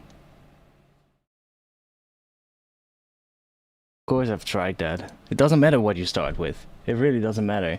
But you should start with whatever feels right at that moment and what inspires you. You should not say like, oh, I should start with the drums. Oh, I should start with the bass. Oh, I should start with the melodies. No, you should start with whatever inspires you. And if that is a vocal sample, or if that is a synth patch that you made, or if that is a kick drum sample you're really proud of, who the fuck cares?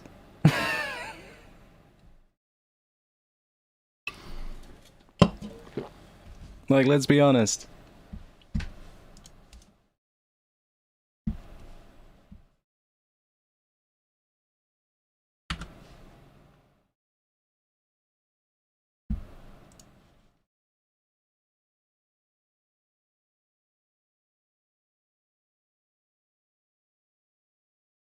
And, I mean, what we have here,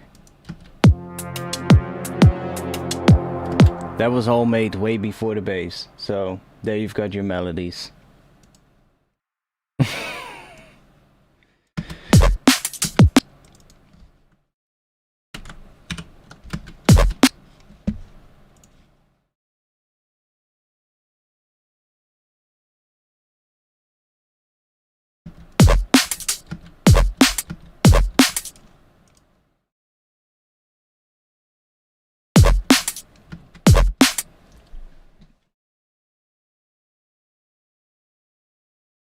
Oh, that's bullshit.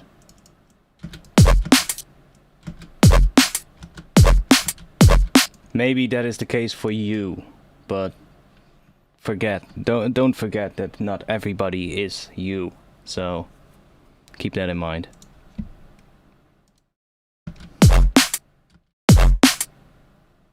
Ooh, I like that. We can bring the spread down as well, so that... Oh, it's already getting a bit more powerful then, so let's bring this soft clip down a bit. I like what that does though.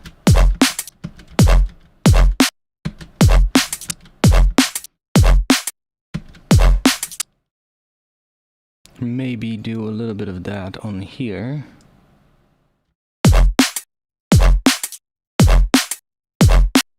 Or just leave it.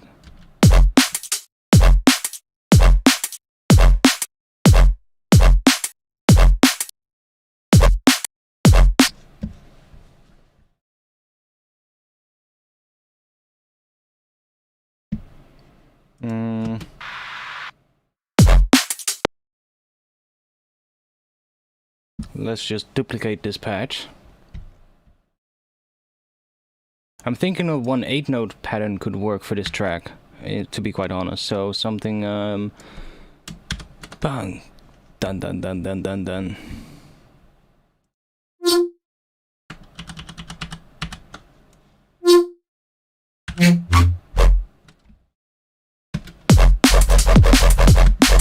Not with the same sound, but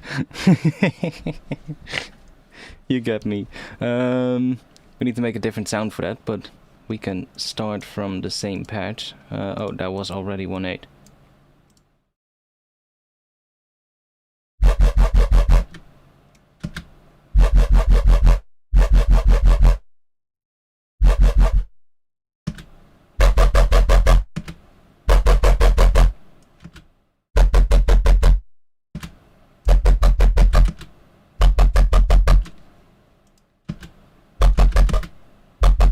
No, we're not gonna go for jump up. Why is it going all over the place? It's not retriggering properly. We probably need a little gap. And did I add release? I think I did. Yeah.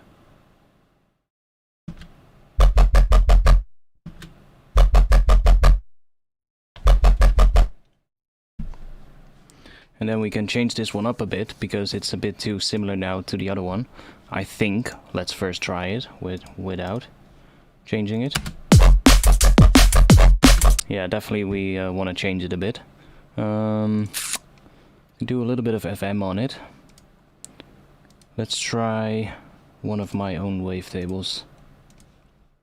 And these are gonna come out soon as well. Gonna be making a video about doing wavetables with Vital, and I have been making all of these wavetables myself and really exploring the different modifiers here and what you can do with that, and it's really powerful. So yeah, definitely I'll be doing a video about that, and then I'm also gonna release these 75 wavetables, which are made to celebrate the fact that I now have 75,000 subscribers. So that's quite fun.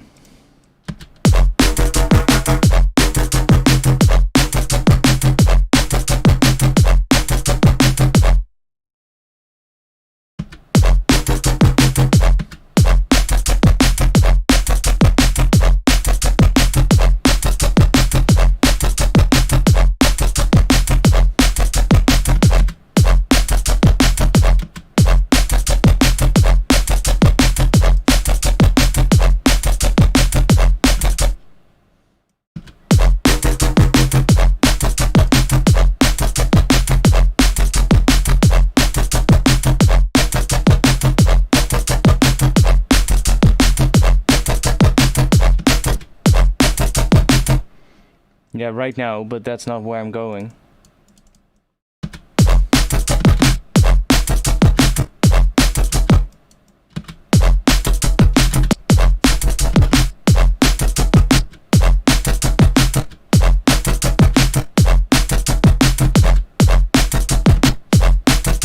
Yeah, separate sub. I'm not even at that point yet. Don't worry. We will get there at some point.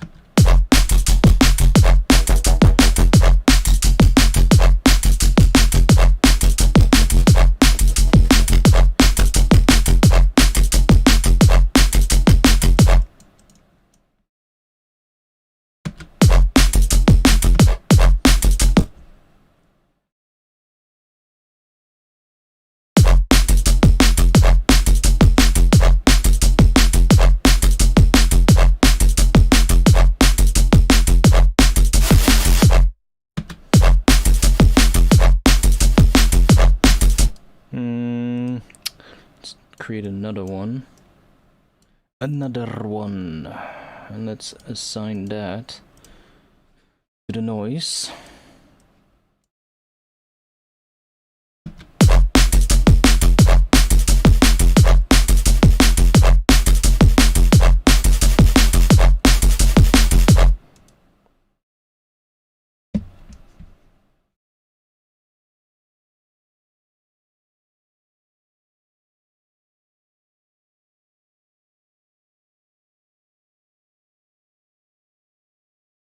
LFO on there. Let's get rid of that.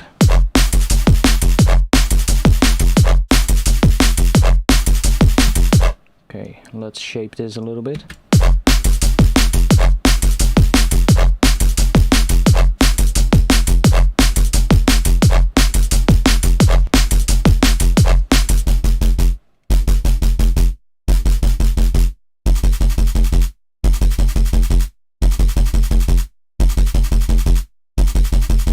It's also kind of cool. This one needs some reverb as well. That first one.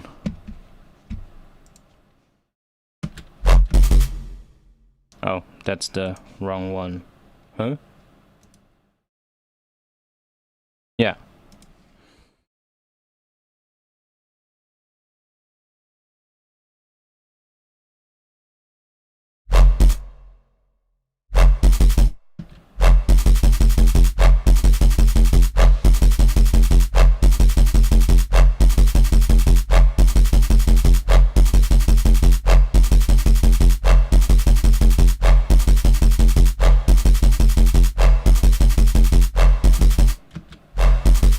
What you can also do, this is something I do quite often, is bring the mix up quite a bit and then take your LFO shape that is controlling sort of like the movement of your sound and put that in a negative range, so that when this is at its highest value, the reverb is also really quiet, and then when it backs down again, that reverb comes back in.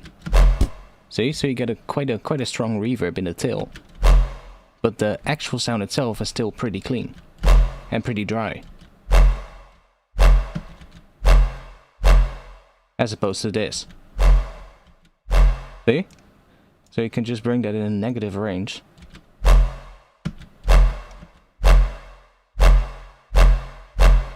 And basically have a loud reverb tail without having to do compression to bring the reverb tail up. So that's a really clever way of doing that. You can basically just do it in the patch, which is going to be cleaner than doing it with compression, for instance.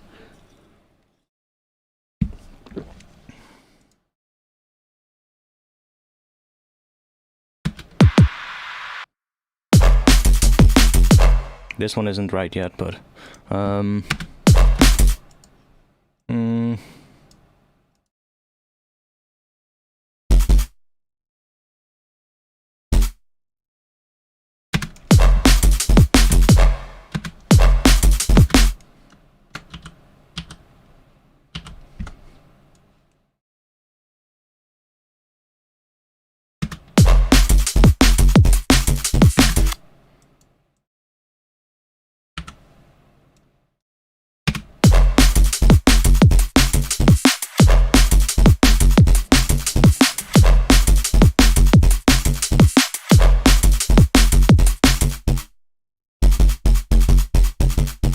it's morphing somewhere. What is going on? Where is that happening? Do you hear that towards the end? Why is that happening? That's weird. Why is that happening? Is there automation happening? No, that can't be it. Then it must be the oscillator is not retriggering properly. Maybe the gap needs to be bigger in between the notes.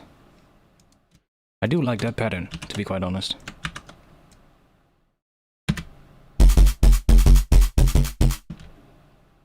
That's weird.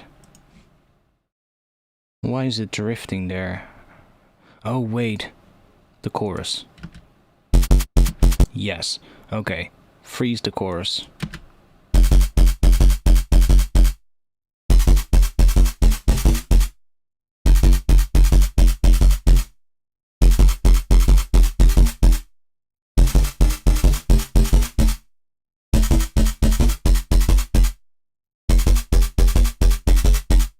You can just manually set it to a specific range.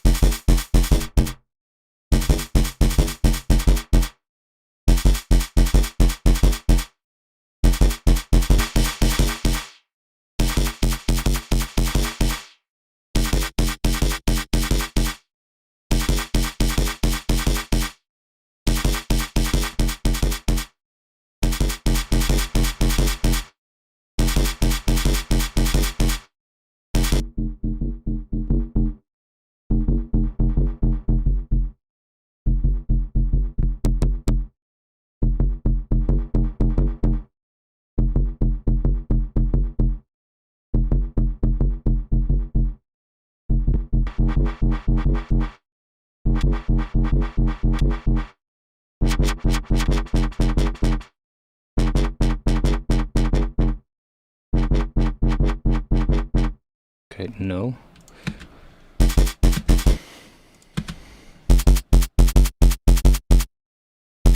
Gonna make a different sound for that. It sounds a bit shit, to be honest. But that pattern is alright. Yeah, I do like that pattern. But with a different sound. Let's just do this.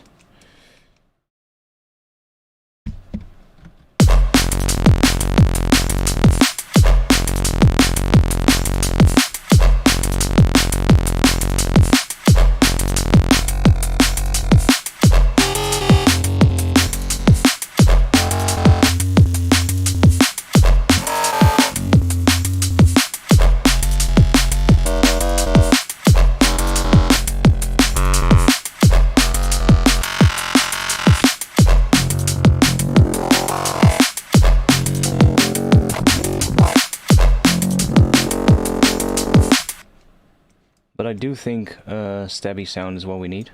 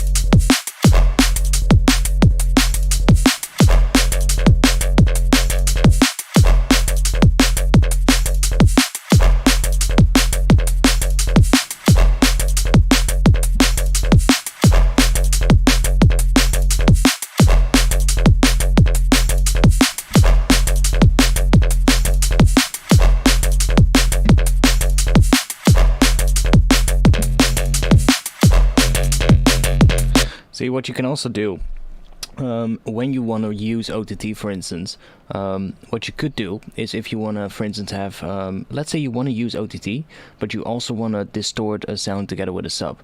Put the OTT in front of the distortion. So you're first doing the OTT, which shifts the high frequencies all over the place in terms of the phase, and then you distort it together with the sub. So, because when we are, remember when we were talking about OTT previously, those noise bases, for instance, that crispiness in those bases comes from the distortion pushing the noise into a specific part of the waveform, and that distortion does that. So if you put OTT in front of the distortion, it shifts the phase in front of it, but at that point the high frequencies are still all over the place.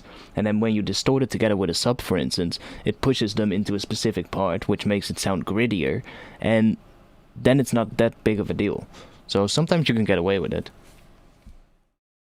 OTT in front of distortion could definitely still work well, because that phase is then not necessarily an issue.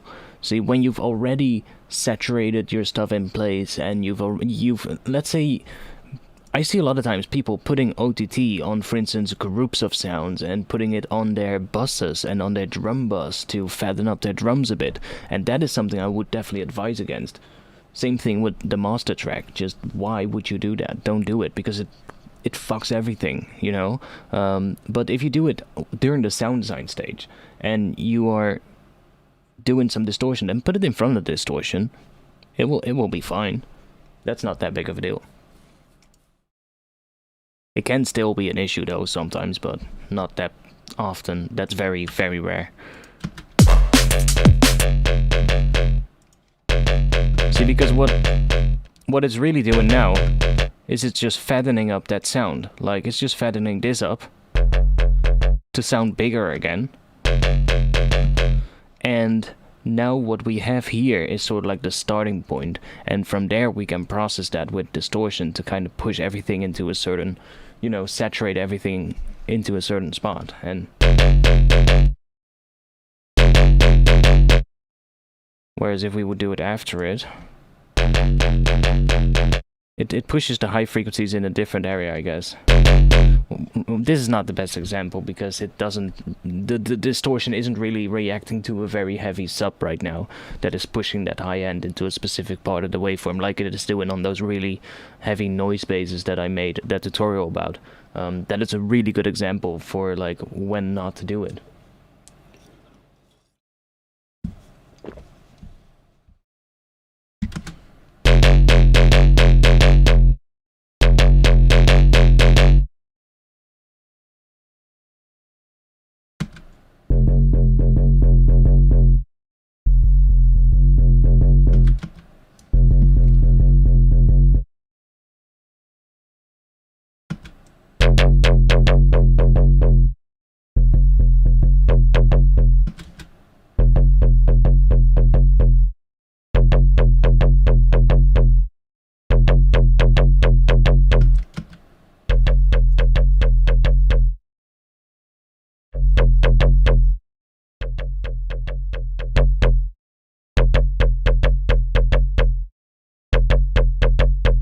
See, the level is almost all the way down and the OTT is still bringing it up.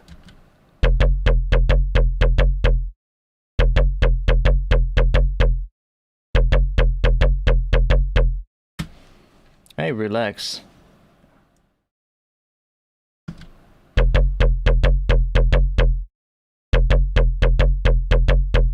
I'm not here trying to be the fastest producer out there, so if that's your task, then do it. Go for it. But hey,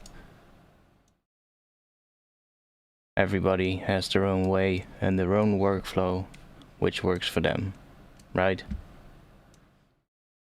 People should stop trying to push other people to do a certain thing, if you get what I mean. Everybody does it in their own way. And that's also what I see a lot if I watch other people work. It's like some people work really fast, other people work a lot slower. Other people do this first while other people do that first. It's whatever works, you know. And sometimes you have a day where you work really fast and the other day it doesn't go as fast. And one day you're spending more time on a single sound for like a couple of hours and you completely get into the zone and do that for an hour. And if that, you know, if that's what you want to do at that point, then why not? Do it.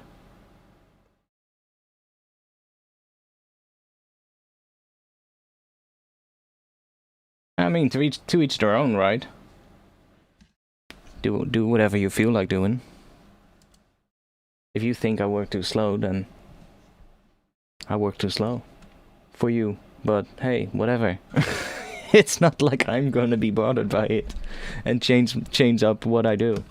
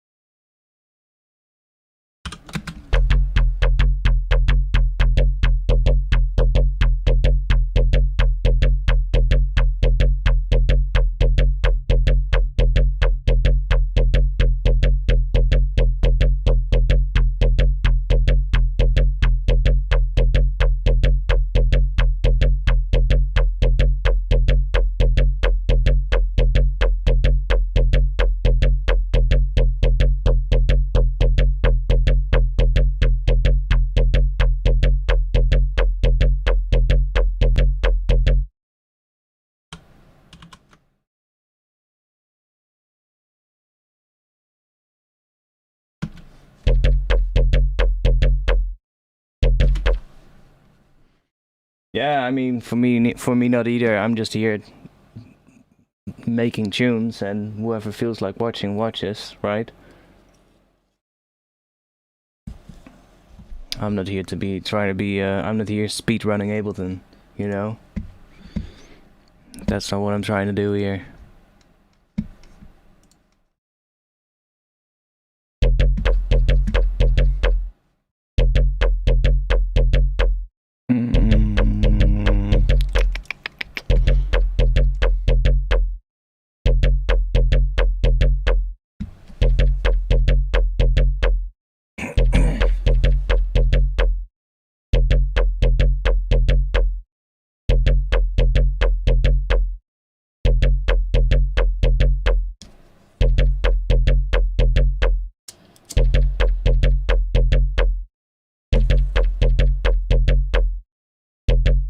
Also today, my Ableton has just been slow in general. That's also really not helping much. Like, my Ableton has just been super fucking... Look at it. Look how laggy it is. Holy shit. Come on, Ableton. Like, it's been really laggy today, just in general. Everything has been really slow with how Ableton responds. But that's just Ableton Live 11, I think, because when I use Ableton 10, nothing wrong. So that's weird. But look at that, it's just... And sometimes it just updates really quickly for a moment, and then it starts going super laggy again.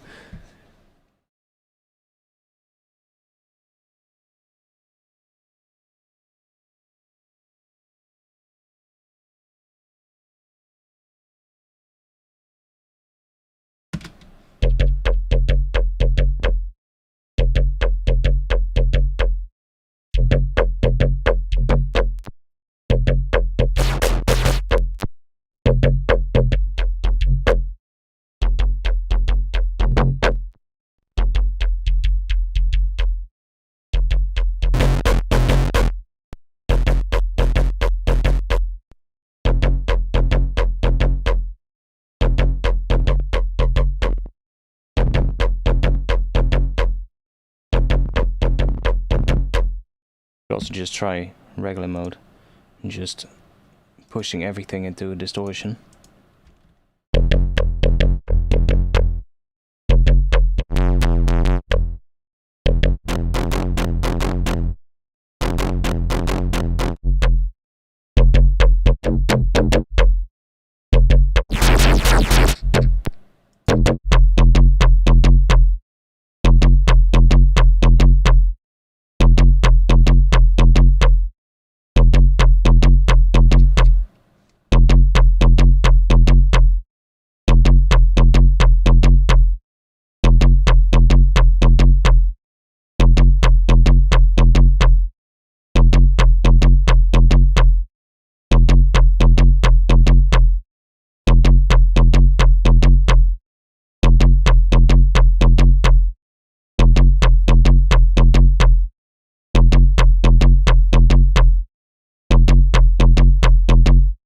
Okay, now let's take another one.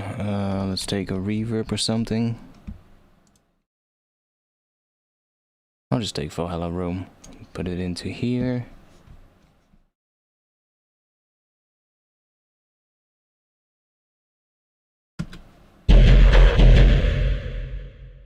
That's a bit much.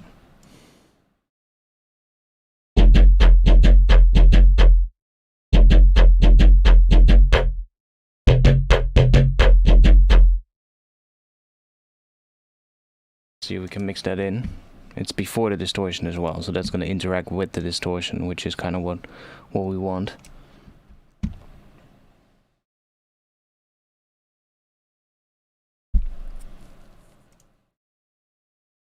Then just high pass it.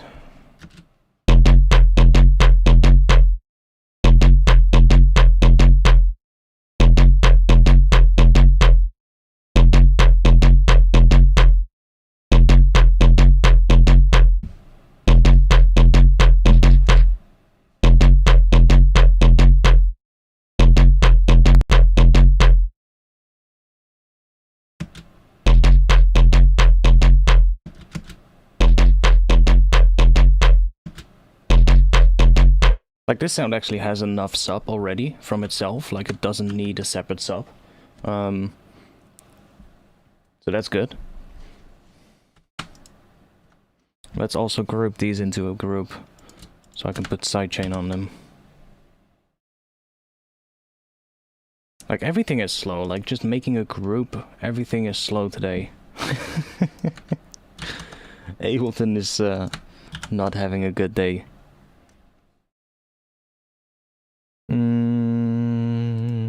How much sidechain? I guess just the default is gonna be right for now.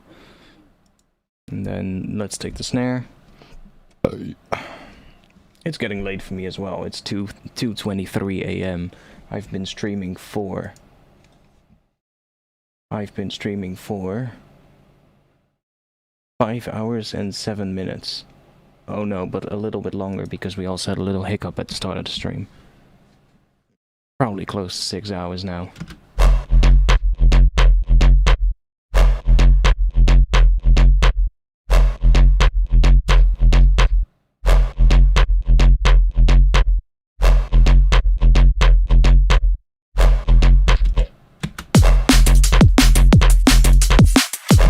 We're getting somewhere though.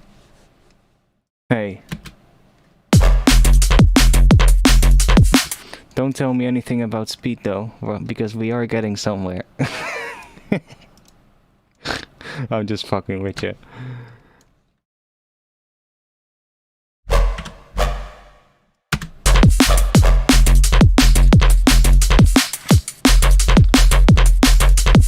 Oh, we're missing some automation, I think. Yes. We need that.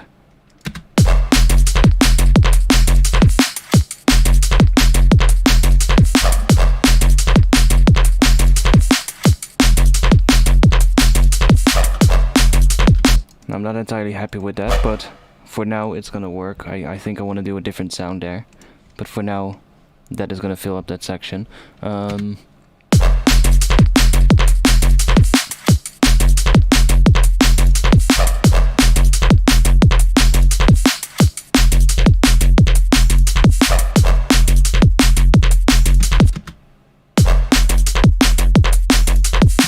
Ooh, I think I'm actually gonna take that one out a bit.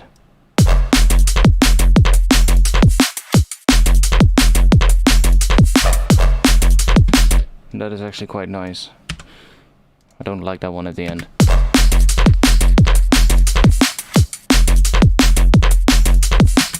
I'm not sure if this is gonna fit, but we would have to introduce it as well in this section.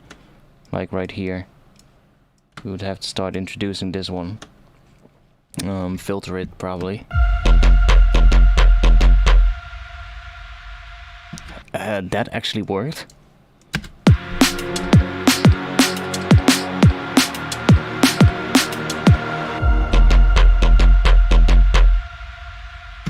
I mean, that kind of works.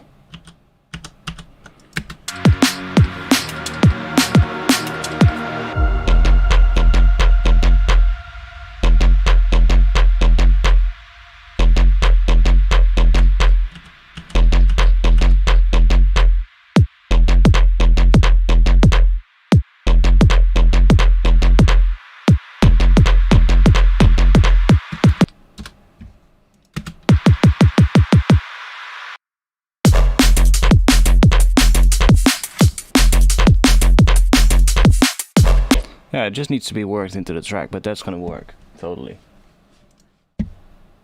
I can already hear how that could work. I'm just putting another EQ in. Look how many EQs there's in a row. Could do that all in one EQ, but hey. I want to do this one so I can...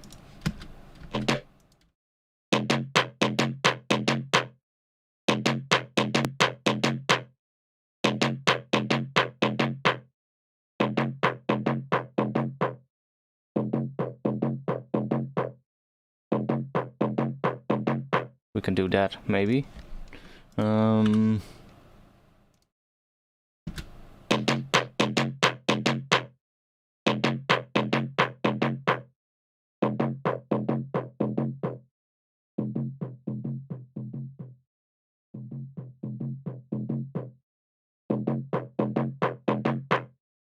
that's fine.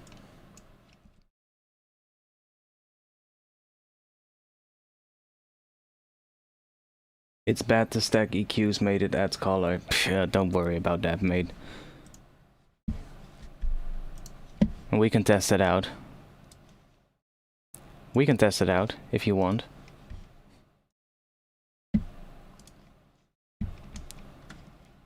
You say that? No, I mean, we can test it out, and if it is true, then we'll see. But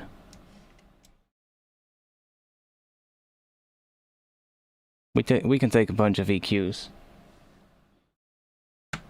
and group that in a rack. And I guess I'll just make a couple of points for good measure. Not that it should matter, but let's just do that. And let's duplicate that a couple of times. Not sure how many times I duplicated that, but it's still going. Come on. That was the last one? Yeah, okay. So we have a bunch of them in a row now. So if they color the sound, then we should be able to hear it now. Let's make another chain that is completely dry. And let's put a utility at the end of all those EQs. And let's phase invert this, and let's see what we get. We get pure silence, so the EQs do absolutely nothing. So, you're wrong.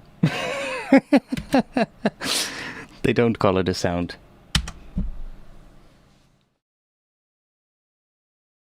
Not at least in that way. EQ8 is a really transparent EQ. It's not like it's an EQ that does any like analog modeling or anything like that. Those do color the sound. Like analog modeled EQs, they definitely do. They model the sound and or they you know, they change the sound, but this doesn't.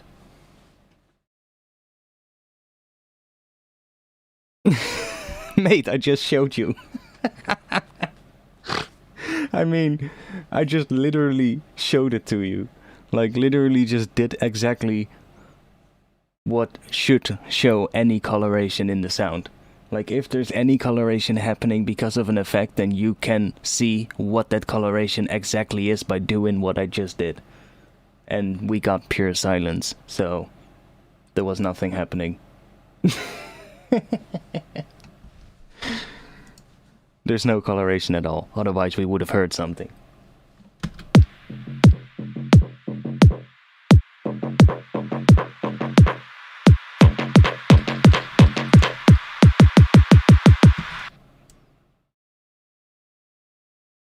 Let's lock this, copy you. Okay, good.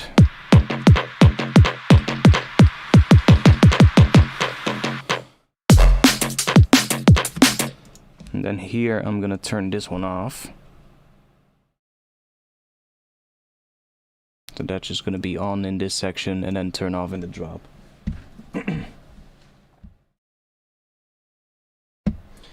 Yeah, like it's not a problem if something colors sound, but an EQ by itself, like this EQ by itself, does not color the sound in any way. So that's that. But yeah, like if you grab some kind of a Pultec EQ, then yes, it's going to color the sound, because that's the whole nature of what analog gear does. It colors the sound because you run it through an analog circuit, and that's what all those plugins emulate. So yeah, they, even at most of the time their default value, will color the sound by adding some noise or, you know, adding some harmonics here and there. But EQ8 is not an EQ like that. EQ8 is a really transparent digital EQ that is designed to be, well, transparent, you know?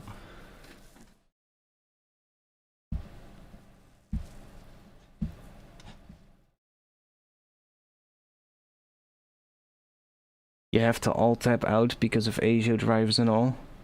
Wait, what? You have...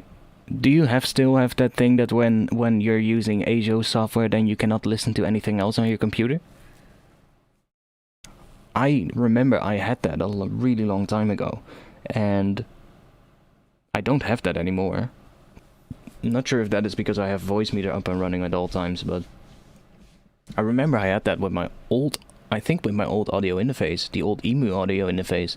I think I had the same thing. I could not play anything when I was using the ASIO driver. When I was using like my DAW, I would not be able to play any audio from my browser.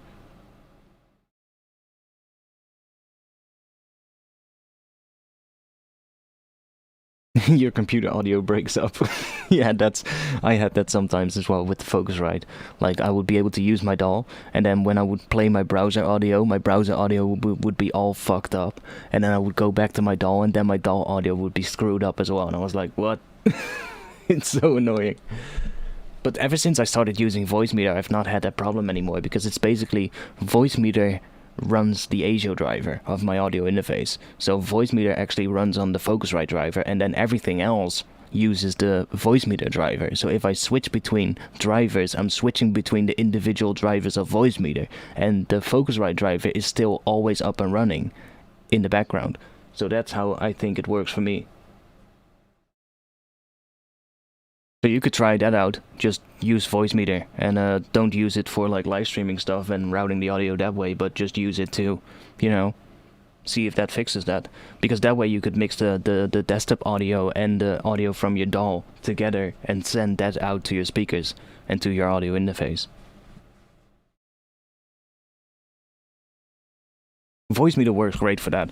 Like, I still feel there are some issues though with Focusrite interfaces, but I think they only... I don't think they happen on when you're just using it for like using it in your DAW and stuff. I think the issues for me started when I started streaming, and I started trying to sync up everything on stream with the stuff that was coming out of Voicemeeter. That was a bit of a pain, but yeah, it's from VB Audio. Yeah, I'm using the Voicemeeter Banana version. They've also got one which is called Potato, I think, which is a little bit more advanced. But I'm not sure. Maybe there is also a setting somewhere that you can just that you need to set, because I think if I don't use Voicemeeter, I can still use both my desktop audio and my Windows or my DAW audio at the same time. I don't think.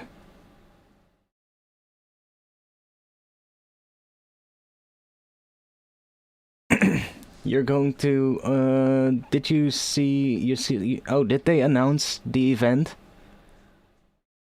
Did they announce the event? Nice. Because yes, to that question, I will actually. Yes, that's true.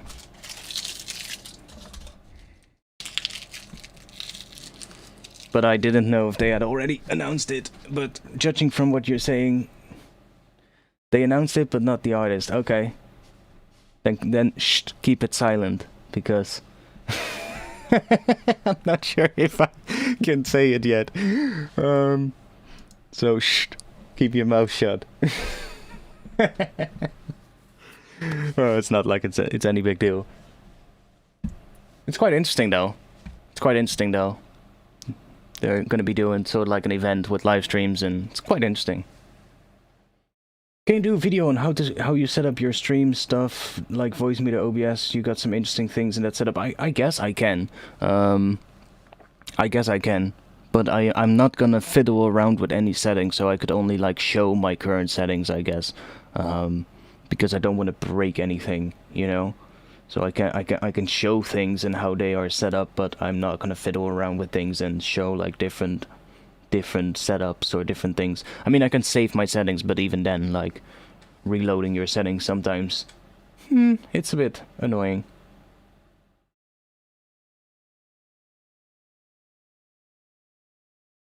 Y'all saw my thumbnail? Which thumbnail? They used a thumbnail? Okay.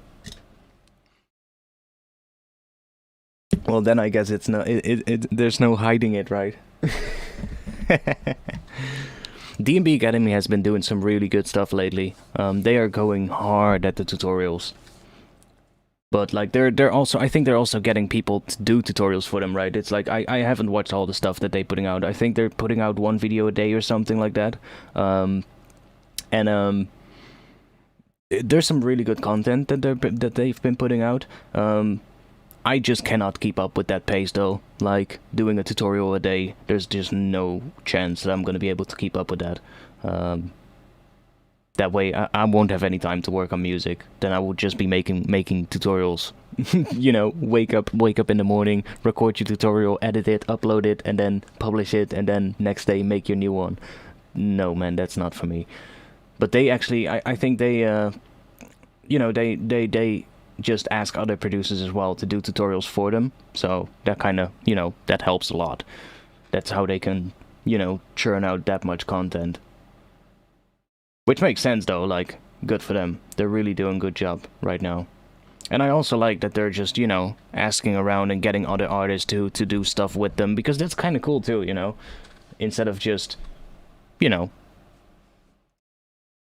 they're kind of giving back, I guess, giving people a platform, because a lot of people that have been doing tutorials, I don't necessarily know that much about the fact that they do lessons or stuff. They probably do, but it's not that I have found them have found them anywhere or something like that, you know?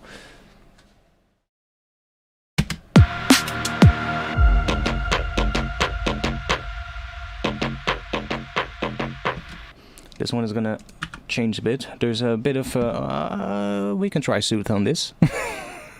Every time I now hear annoying frequencies, I'm just gonna try Sooth. That's just gonna be it from now on. I'm 100% sure. But so far it has worked pretty well for every sound I tried it on, so let's see what happens on this one. Like so far, pretty much every sound I put this on, I'm just like, huh, okay, that actually worked. Let's see what happens on this one.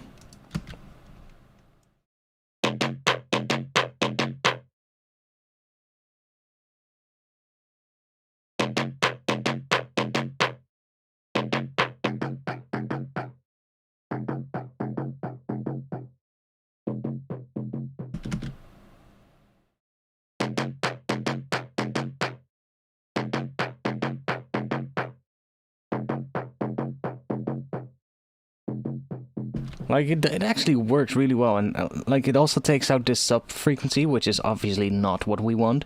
So we could just add a high pass. We could just turn it on, add a high pass, and tell it to not reduce that frequency. And only focus on the upper frequencies. Now we don't hear the sub because this one is also high passing it, but if I turn this one off and then turn this off, we would be able to hear that's trying to reduce the sub probably. See, it's trying to reduce that frequency right here, whatever that is. That's 50 hertz. Is that even below the sub, or is that the sub? I think that is the sub. Yeah, that's definitely the sub. So it's trying to reduce the sub, which is not what you want, right? So...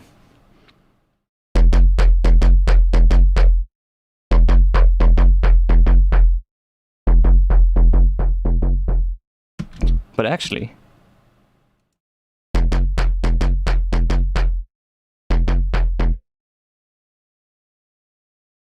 I actually don't mind it that much, what it's doing. Like, we have a really boomy sub anyway, so...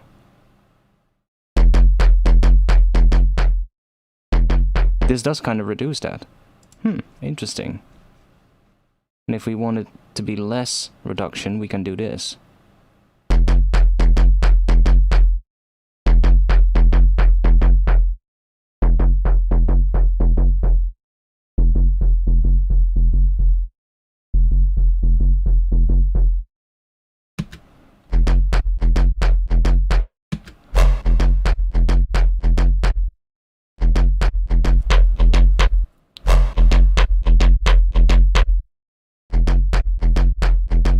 See? We can really get rid of that specific frequency there, for instance. Like this one I should probably leave in. But that stuff around here, that gets quite harsh. We can kind of reduce that really easily, so then I would probably do the high pass thing.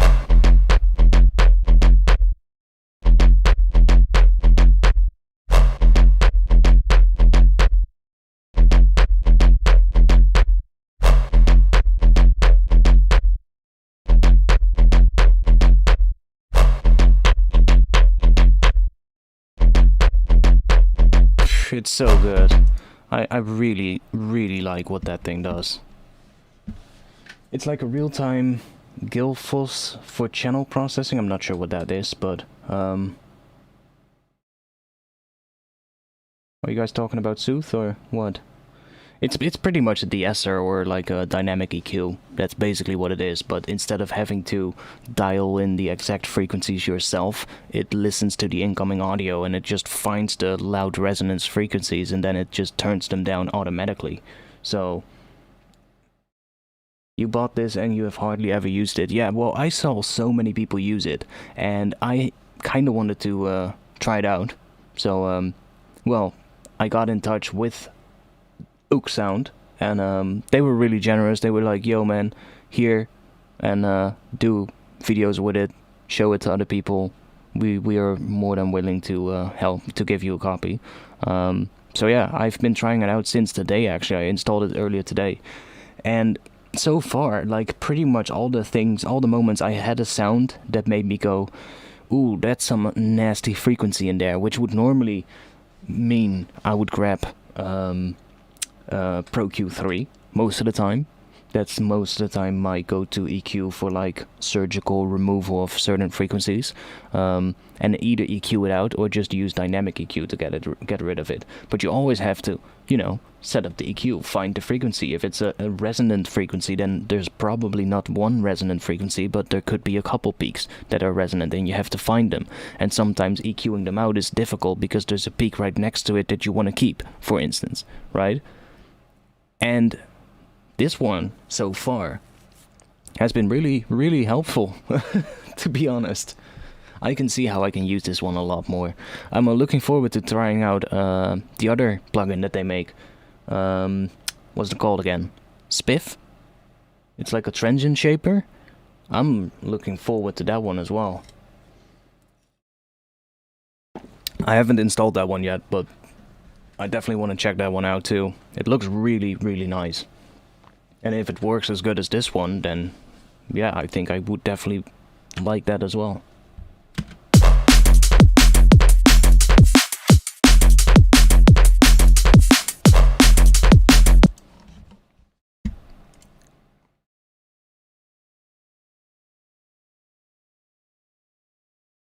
I guess it just kind of also just tries flattening the frequency curve a bit more by getting rid of some nasty frequencies, which is interesting. Ah! Yeah, that's quite obvious. That one is really obvious. I see it in the Discord right now. I think the right one is quite obvious as well. And I guess I think they're all four quite obvious. Now I look at them. I think they're quite obvious, all four.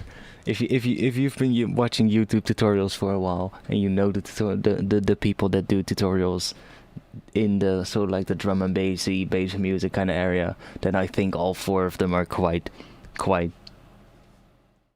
easy to get. But I'm not gonna name any names. It adds 2048 samples of latency, so that's 42.7 milliseconds right now. But I guess we can change the modes as well. Yeah, see, you've got a quality mode, so we can oversample, resolution, eco. Then it's actually 0. Oh, wait, no. Oh, it's still the exact same. But yeah, there's latency. Of course, like it's not. It's a quite a like usually these kind of tools add latency, you know. This is usually not really a tool that I would expect to really be very low latency. Not sure how it compares to spectral dynamics. Not sure. I never really used that one, to be honest. But this one I'm quite happy with so far.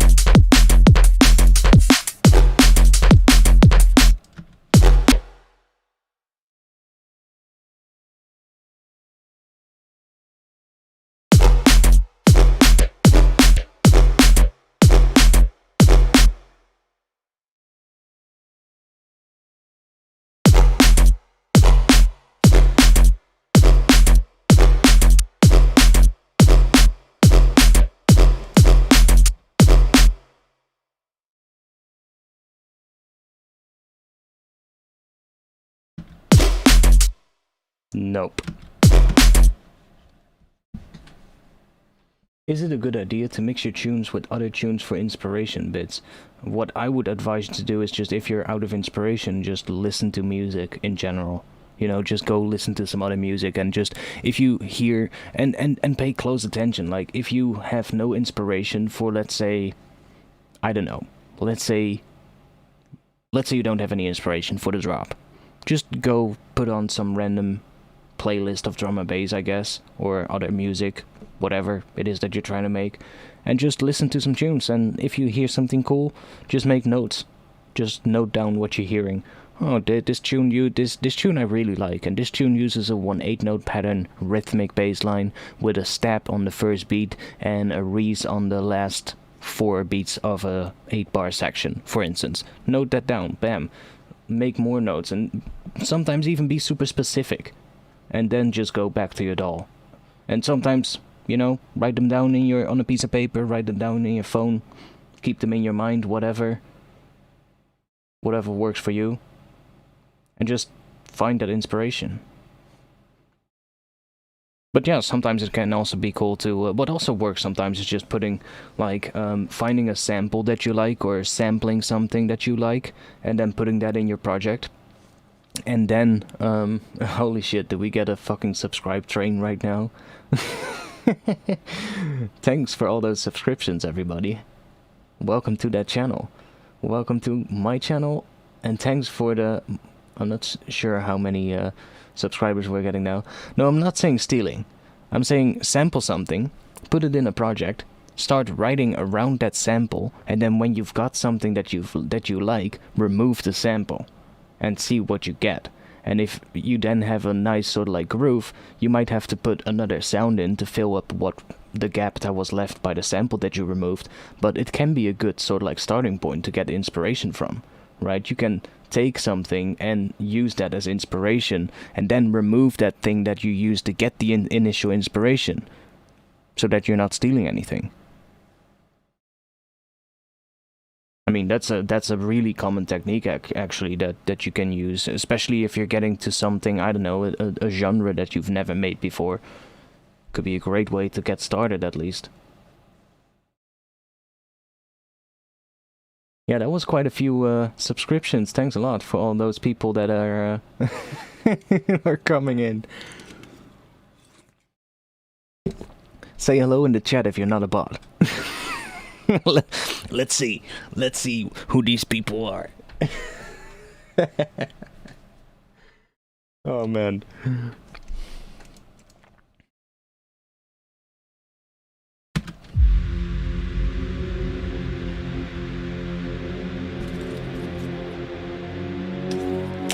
I need a smoke.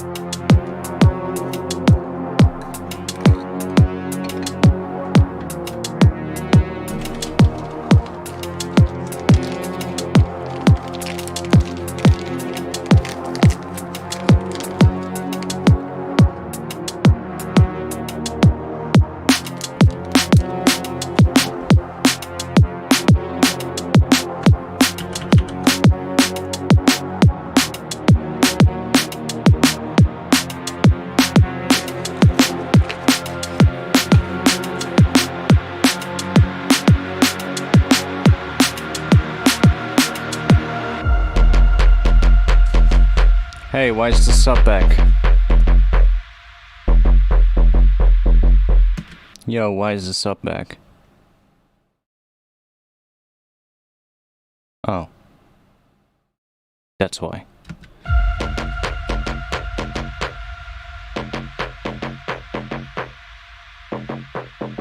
Yeah, I really like the intro as well.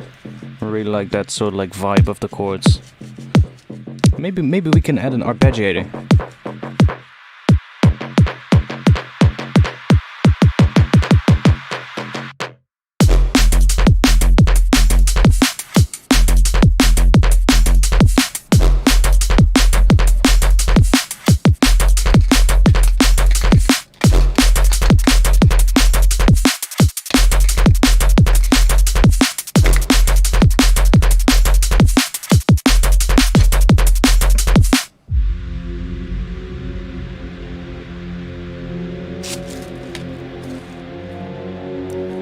ASMR sounds in the background.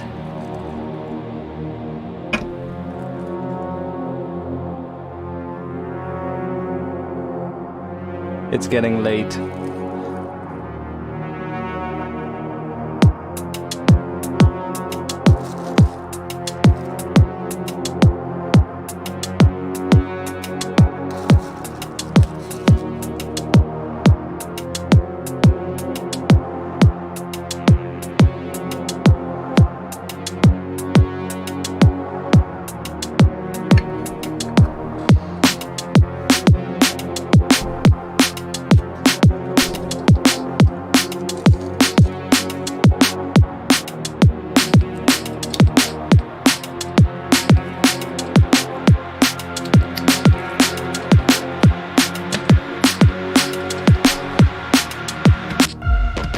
Yeah, what about an arpeggiator pattern?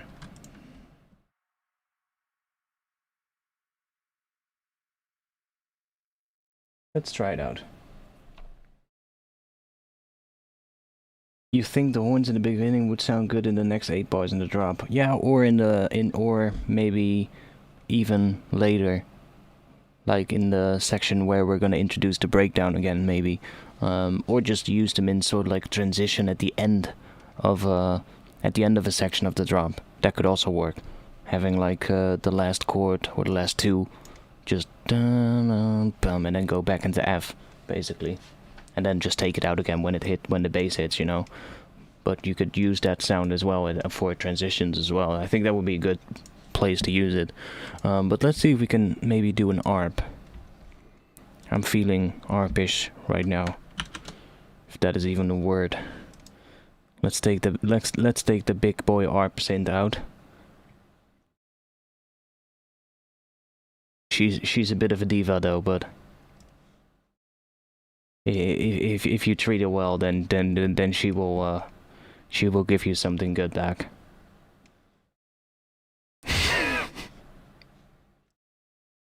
You gotta treat her well though, that's for sure.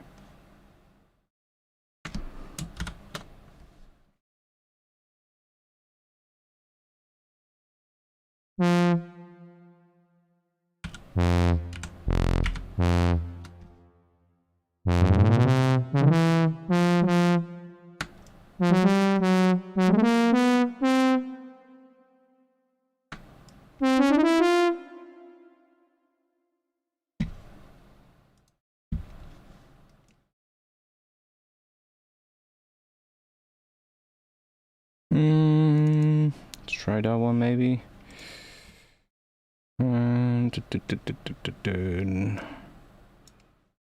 Let's turn the ARP on.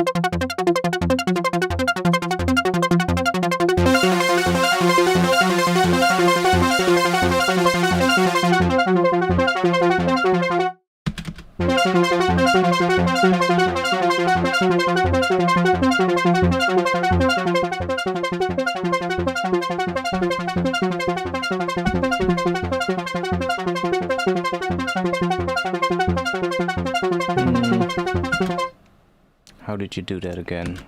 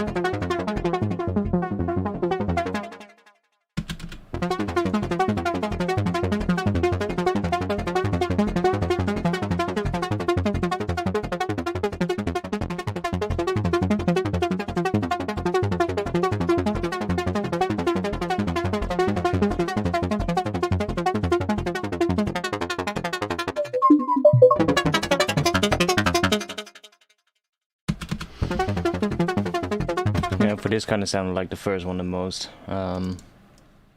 Key tracking, then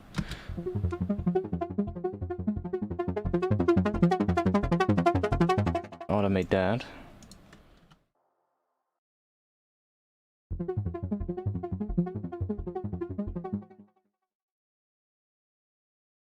Let's see, probably make it come in here.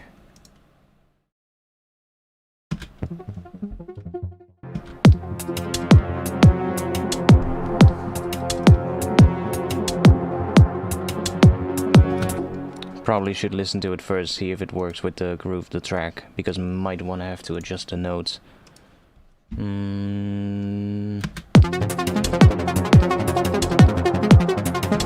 Yeah, it definitely needs to be different.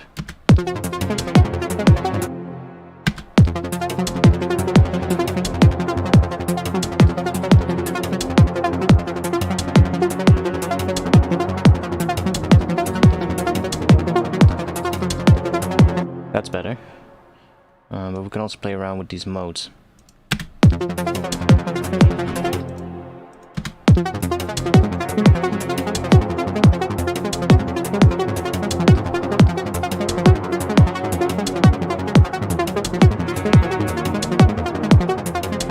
Ooh, I kind of like this one.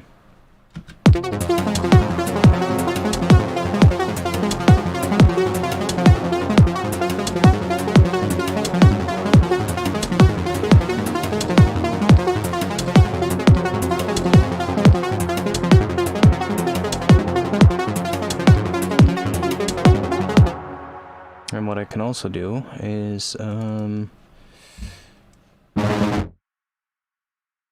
do this.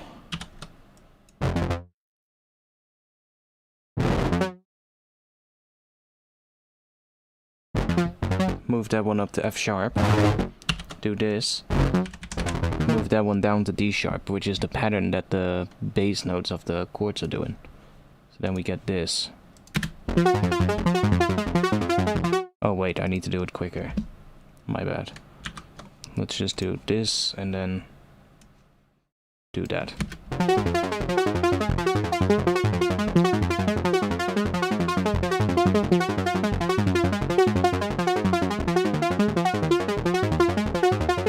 It's very subtle, but it does make a little change.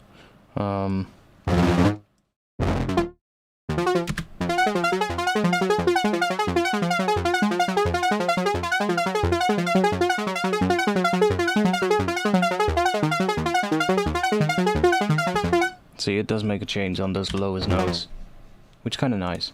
And that will fall in sort of like synchronization with this one, because it does the same thing, and this one as well.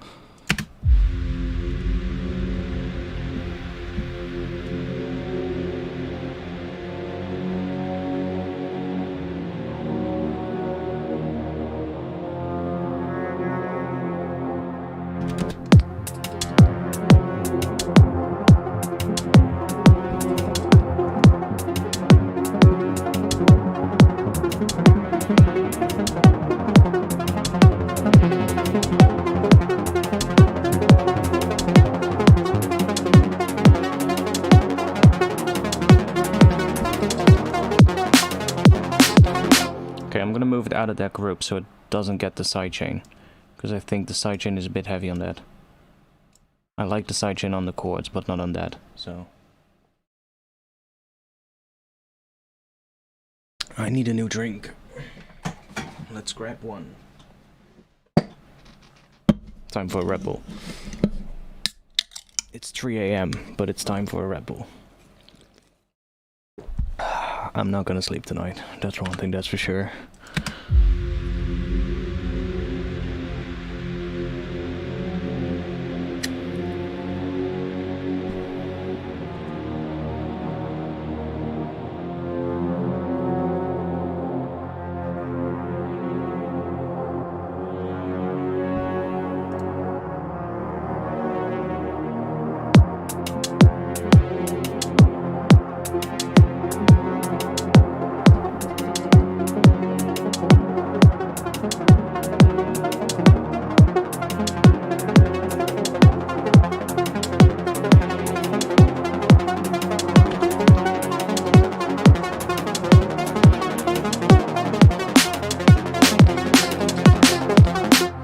I'm actually thinking if we're gonna do that, now I feel like with the ARP, we just should have a regular kick snare pattern, not that offbeat snare, but just do this.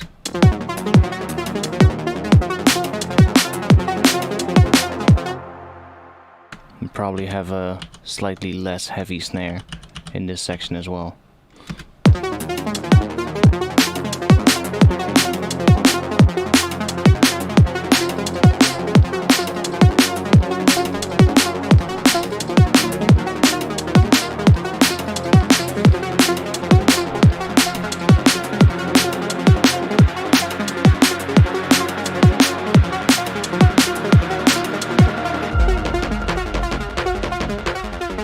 Oh, that's nice with the ARP when the bass comes in.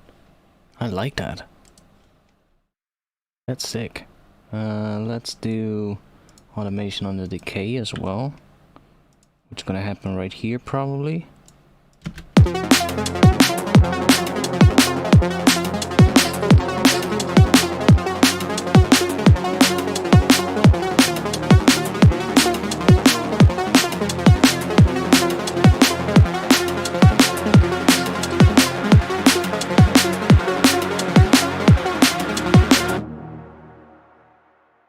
And then let's take the cutoff as well.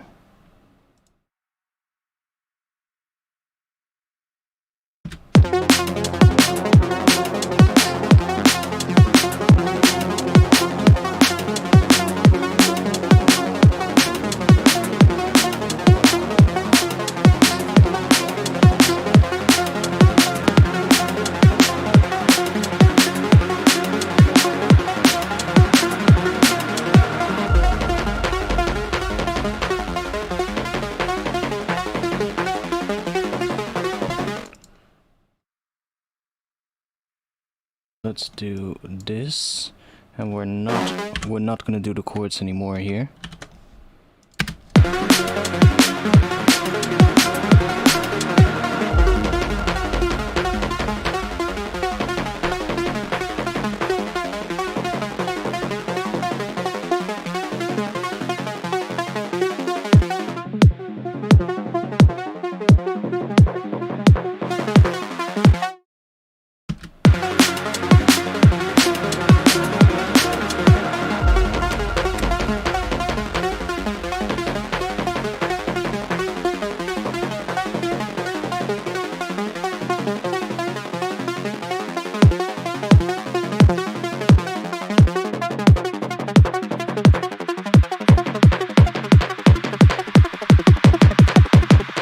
Yeah, that's gonna work.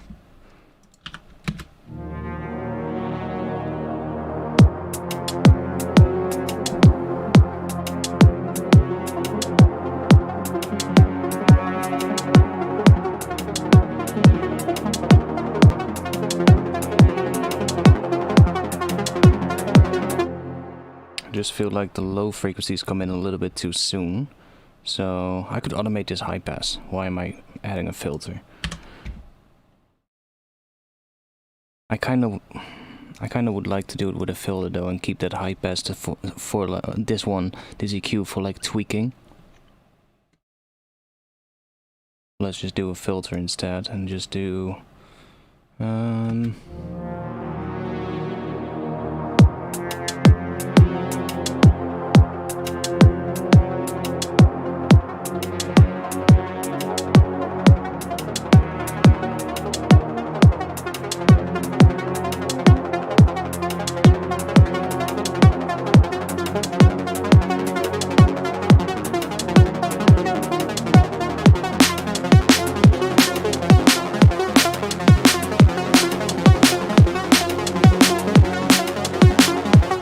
yeah, I'm feeling maybe a shorter snare in the intro. So let's just duplicate the main snare. I haven't even checked what the pitch is of this snare. But it sounds alright in the mix, so I think we're on the right page. But let's verify. It's hitting on C and the track is F, so yes, my ear was right.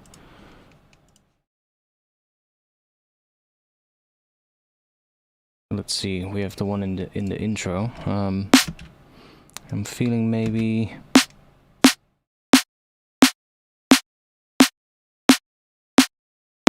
something like that.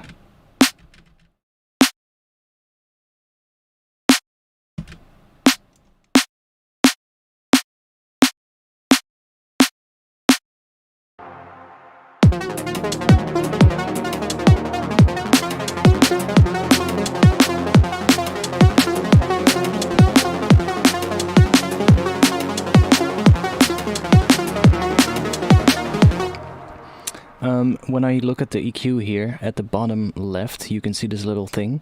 It tells you what note what is, so if you hover over an area...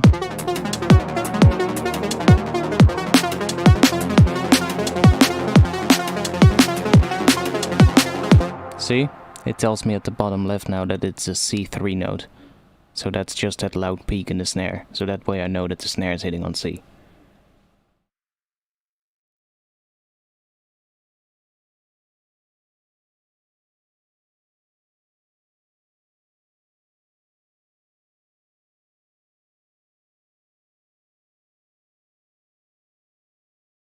You think the brass synths could use some very faint pitch automation? Like this one.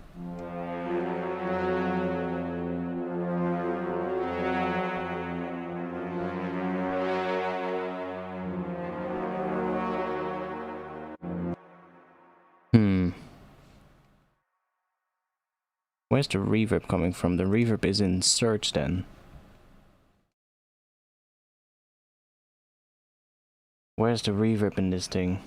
Delay, reverb? Yes, there is delay and reverb. But where is it? I haven't used this thing in a really long time. No idea where it is. Chorus mix? I need to watch a couple of tutorials on this one. I see the inserts here, but...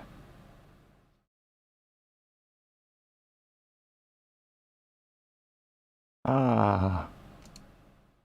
There it is. It's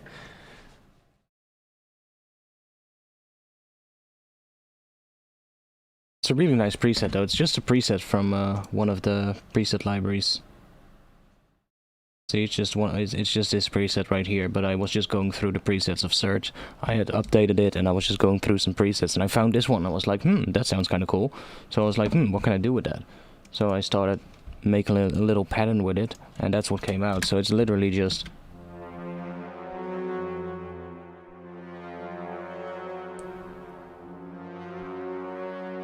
And I quite liked it, so that ended up being pretty much the whole vibe of the intro. Where's the pitch bend range on this thing? Unison, detune, pitch.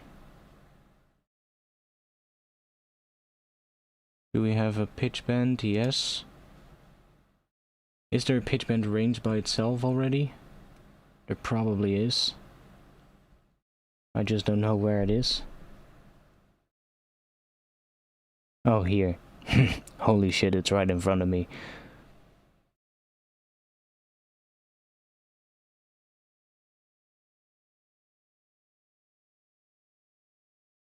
So we could do one semitone pitch bends.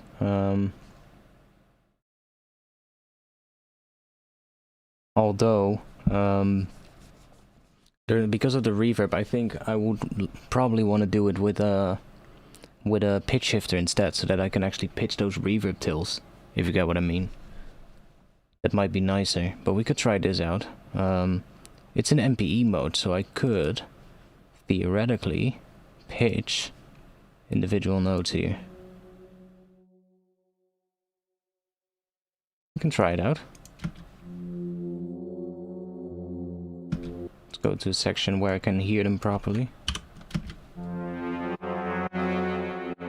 Okay, let's say we bend down on the end of this one, back to that other note.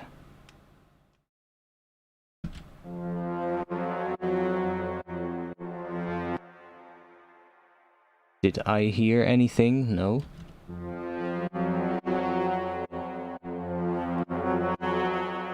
That's really subtle then, because I didn't hear shit.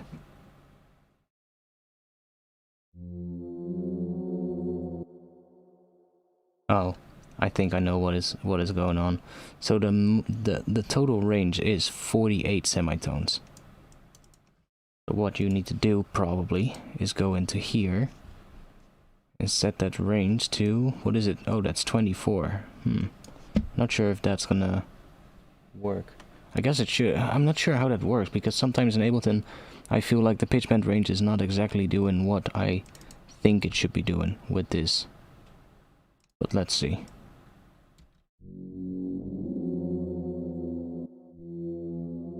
Now everything is out of tune. Do you hear that?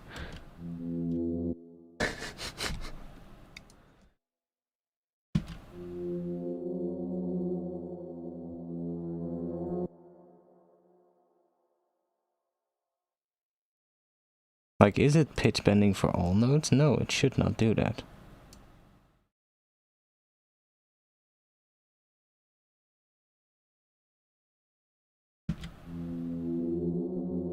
But now it's out of tune again.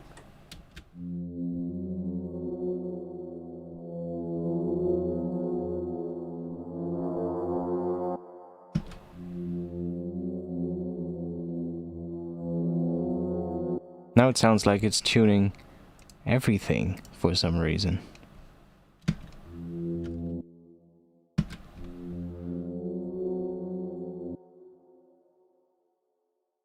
Let's turn off MPE mode.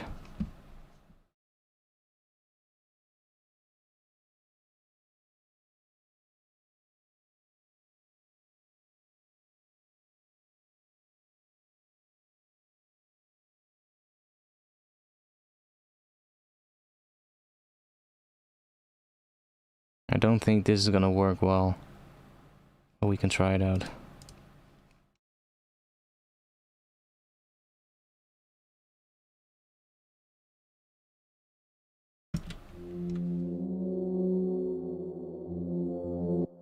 Yeah, that's not really the type of thing that I want. Yeah, I think what would be nice is bending those higher notes.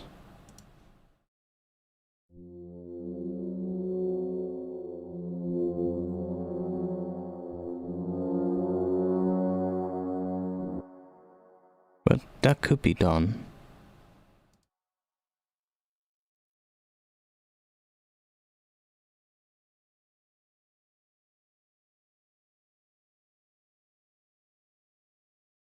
Yo. Okay.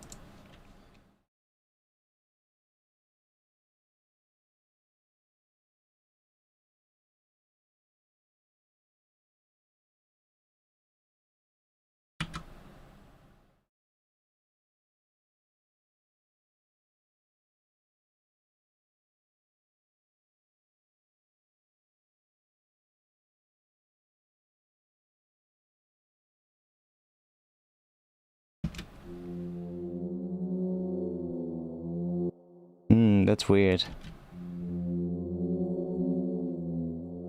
Because it's also doing the low note. Then I have to split them up. I could do that.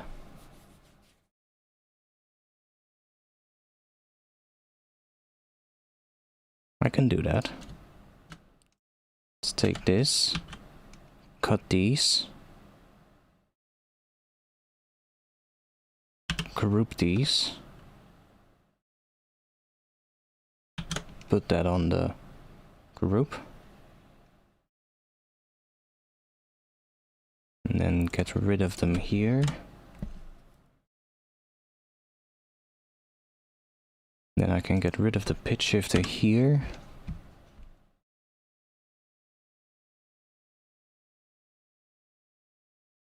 And go in here and remove the top notes. And then go in here and remove the bottom notes.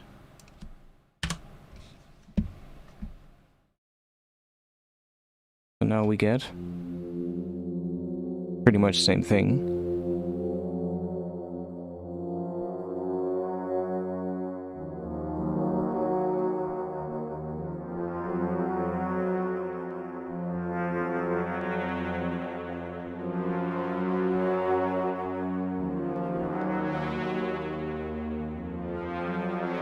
So now I should be able to pitch bend only the higher notes.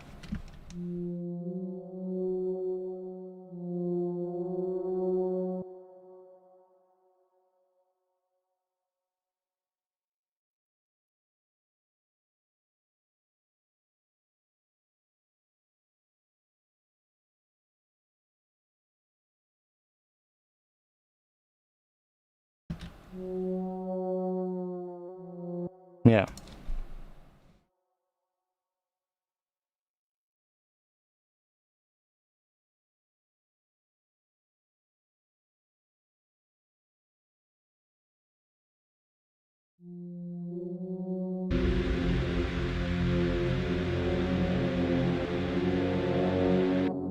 It's gonna be really subtle.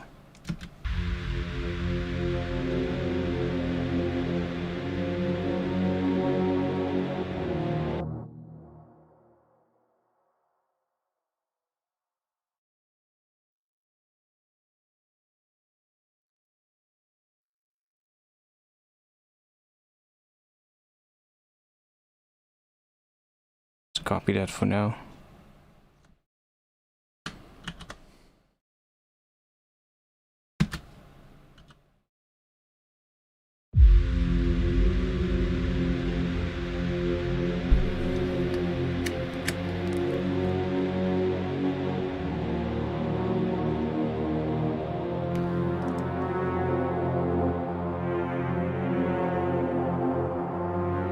I do kind of like that. Such a shame that that's such... It's going to 0.48. I'm gonna do something.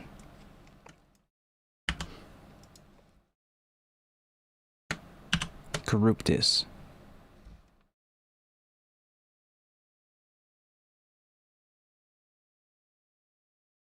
map to a macro. So, what is... Really? What is the middle value? Is that gonna be 60? No. 61. No. What? 61. No.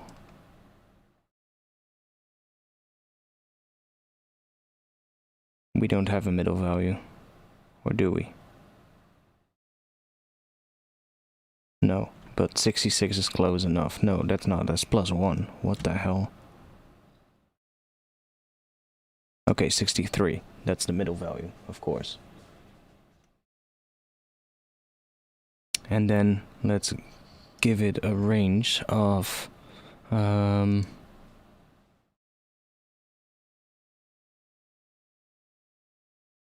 so we can do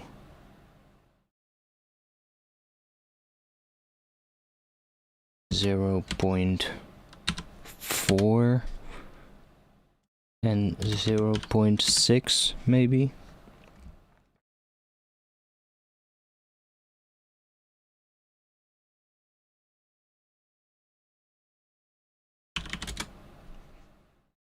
Okay, now it's not anymore. 63. Okay, whatever. I found the middle pitch, but now we have a little bit of a smaller range on that movement. So if I take this one, we should be able to do a bit more finer control.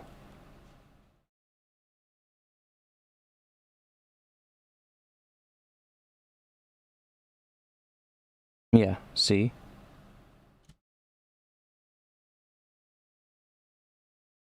So we can actually see the curve a little bit better as well.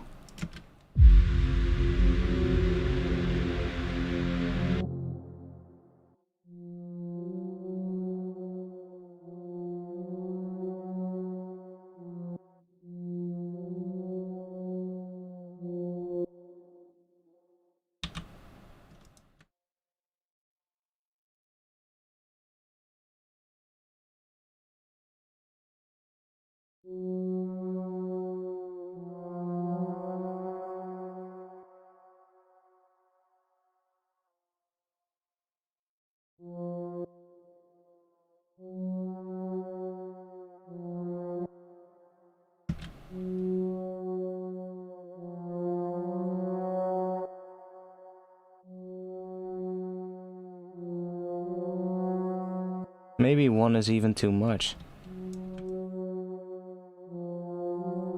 Just a little bit.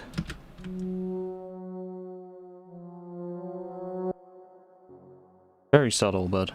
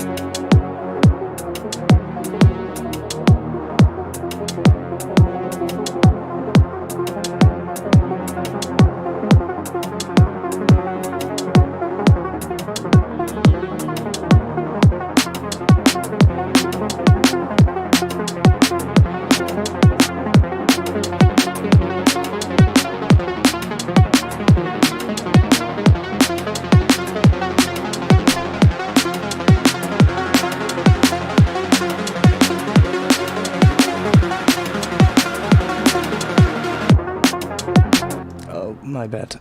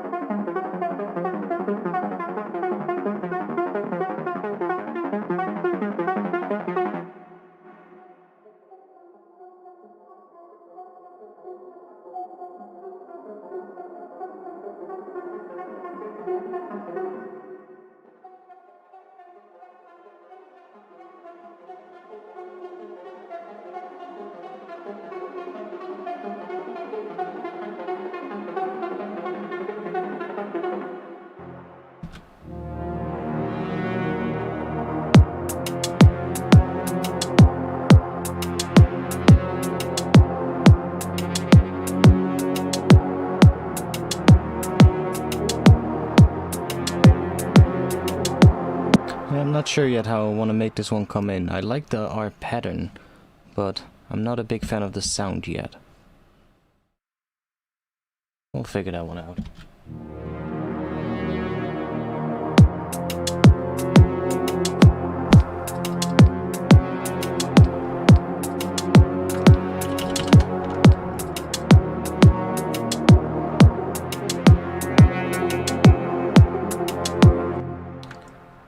So I want to try out the hats that I have here. I want to try introducing those in the intro.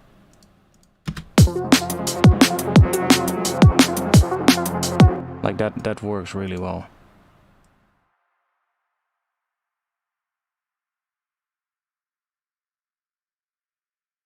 Before I do that, let's copy this and let's paste that right here so that we don't lose it.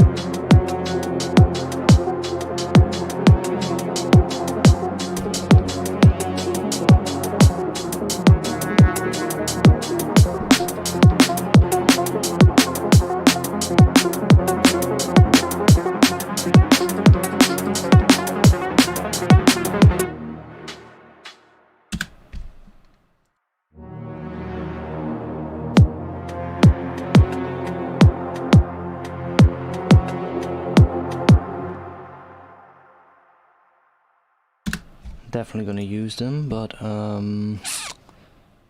might split it up into a new track. I can shorten them for the intro, those open hats, but I want to keep them longer in the drop, so just get rid of that and get rid of this. Yeah, do that. And I can go in here, find out where those open hats are. So this one, make a shorter version of it.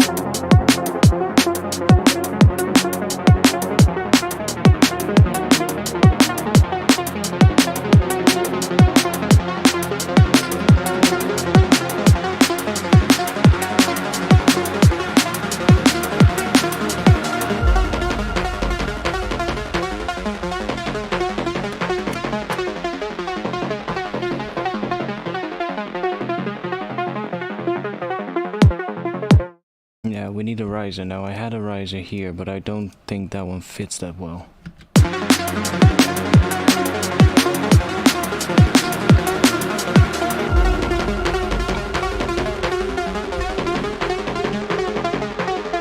Or maybe it actually fits, to be honest.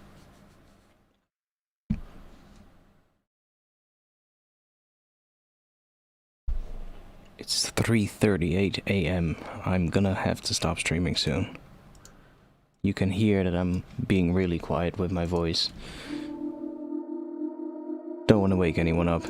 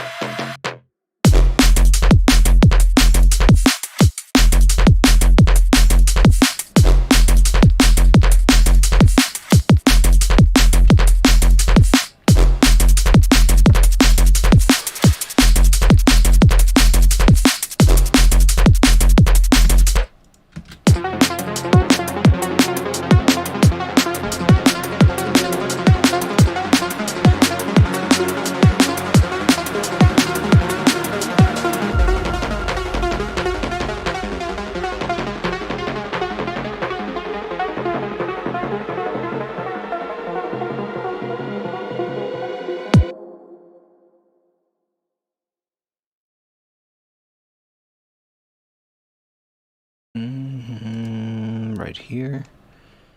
Let's go a little bit higher on the high pass.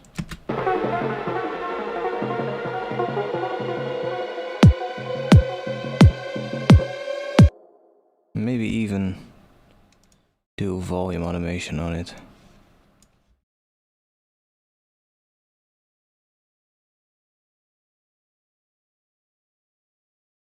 Like, holy shit, you just have to put a utility on it, mate. Come on.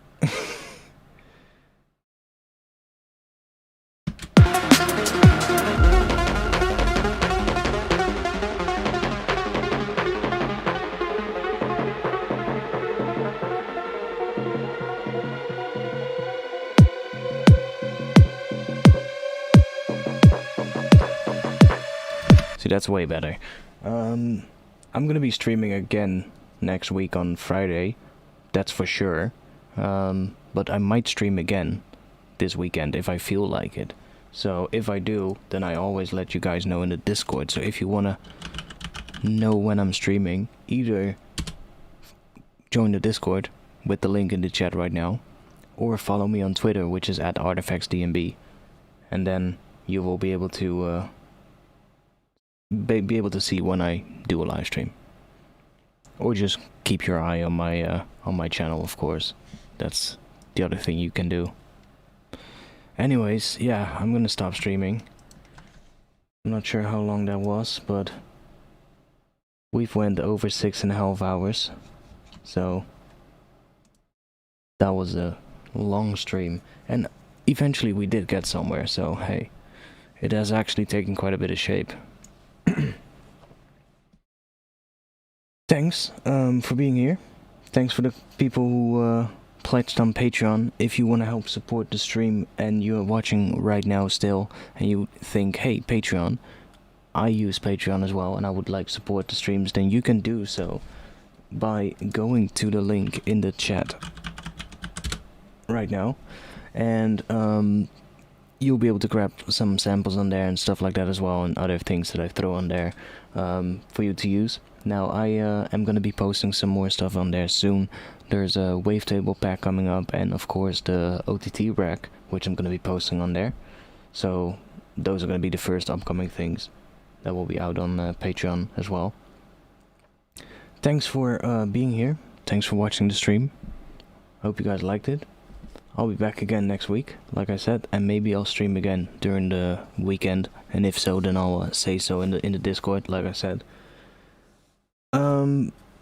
Upcoming tutorial should be, well, I hope out upcoming Wednesday, but I'm not sure if I'm gonna have the tutorial edited before Wednesday.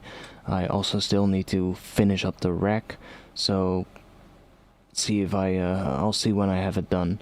But it's going to be out for early access for patrons first, so those will get access first to it, and then I'll see later when the video is actually going to be public for everybody. But that was it.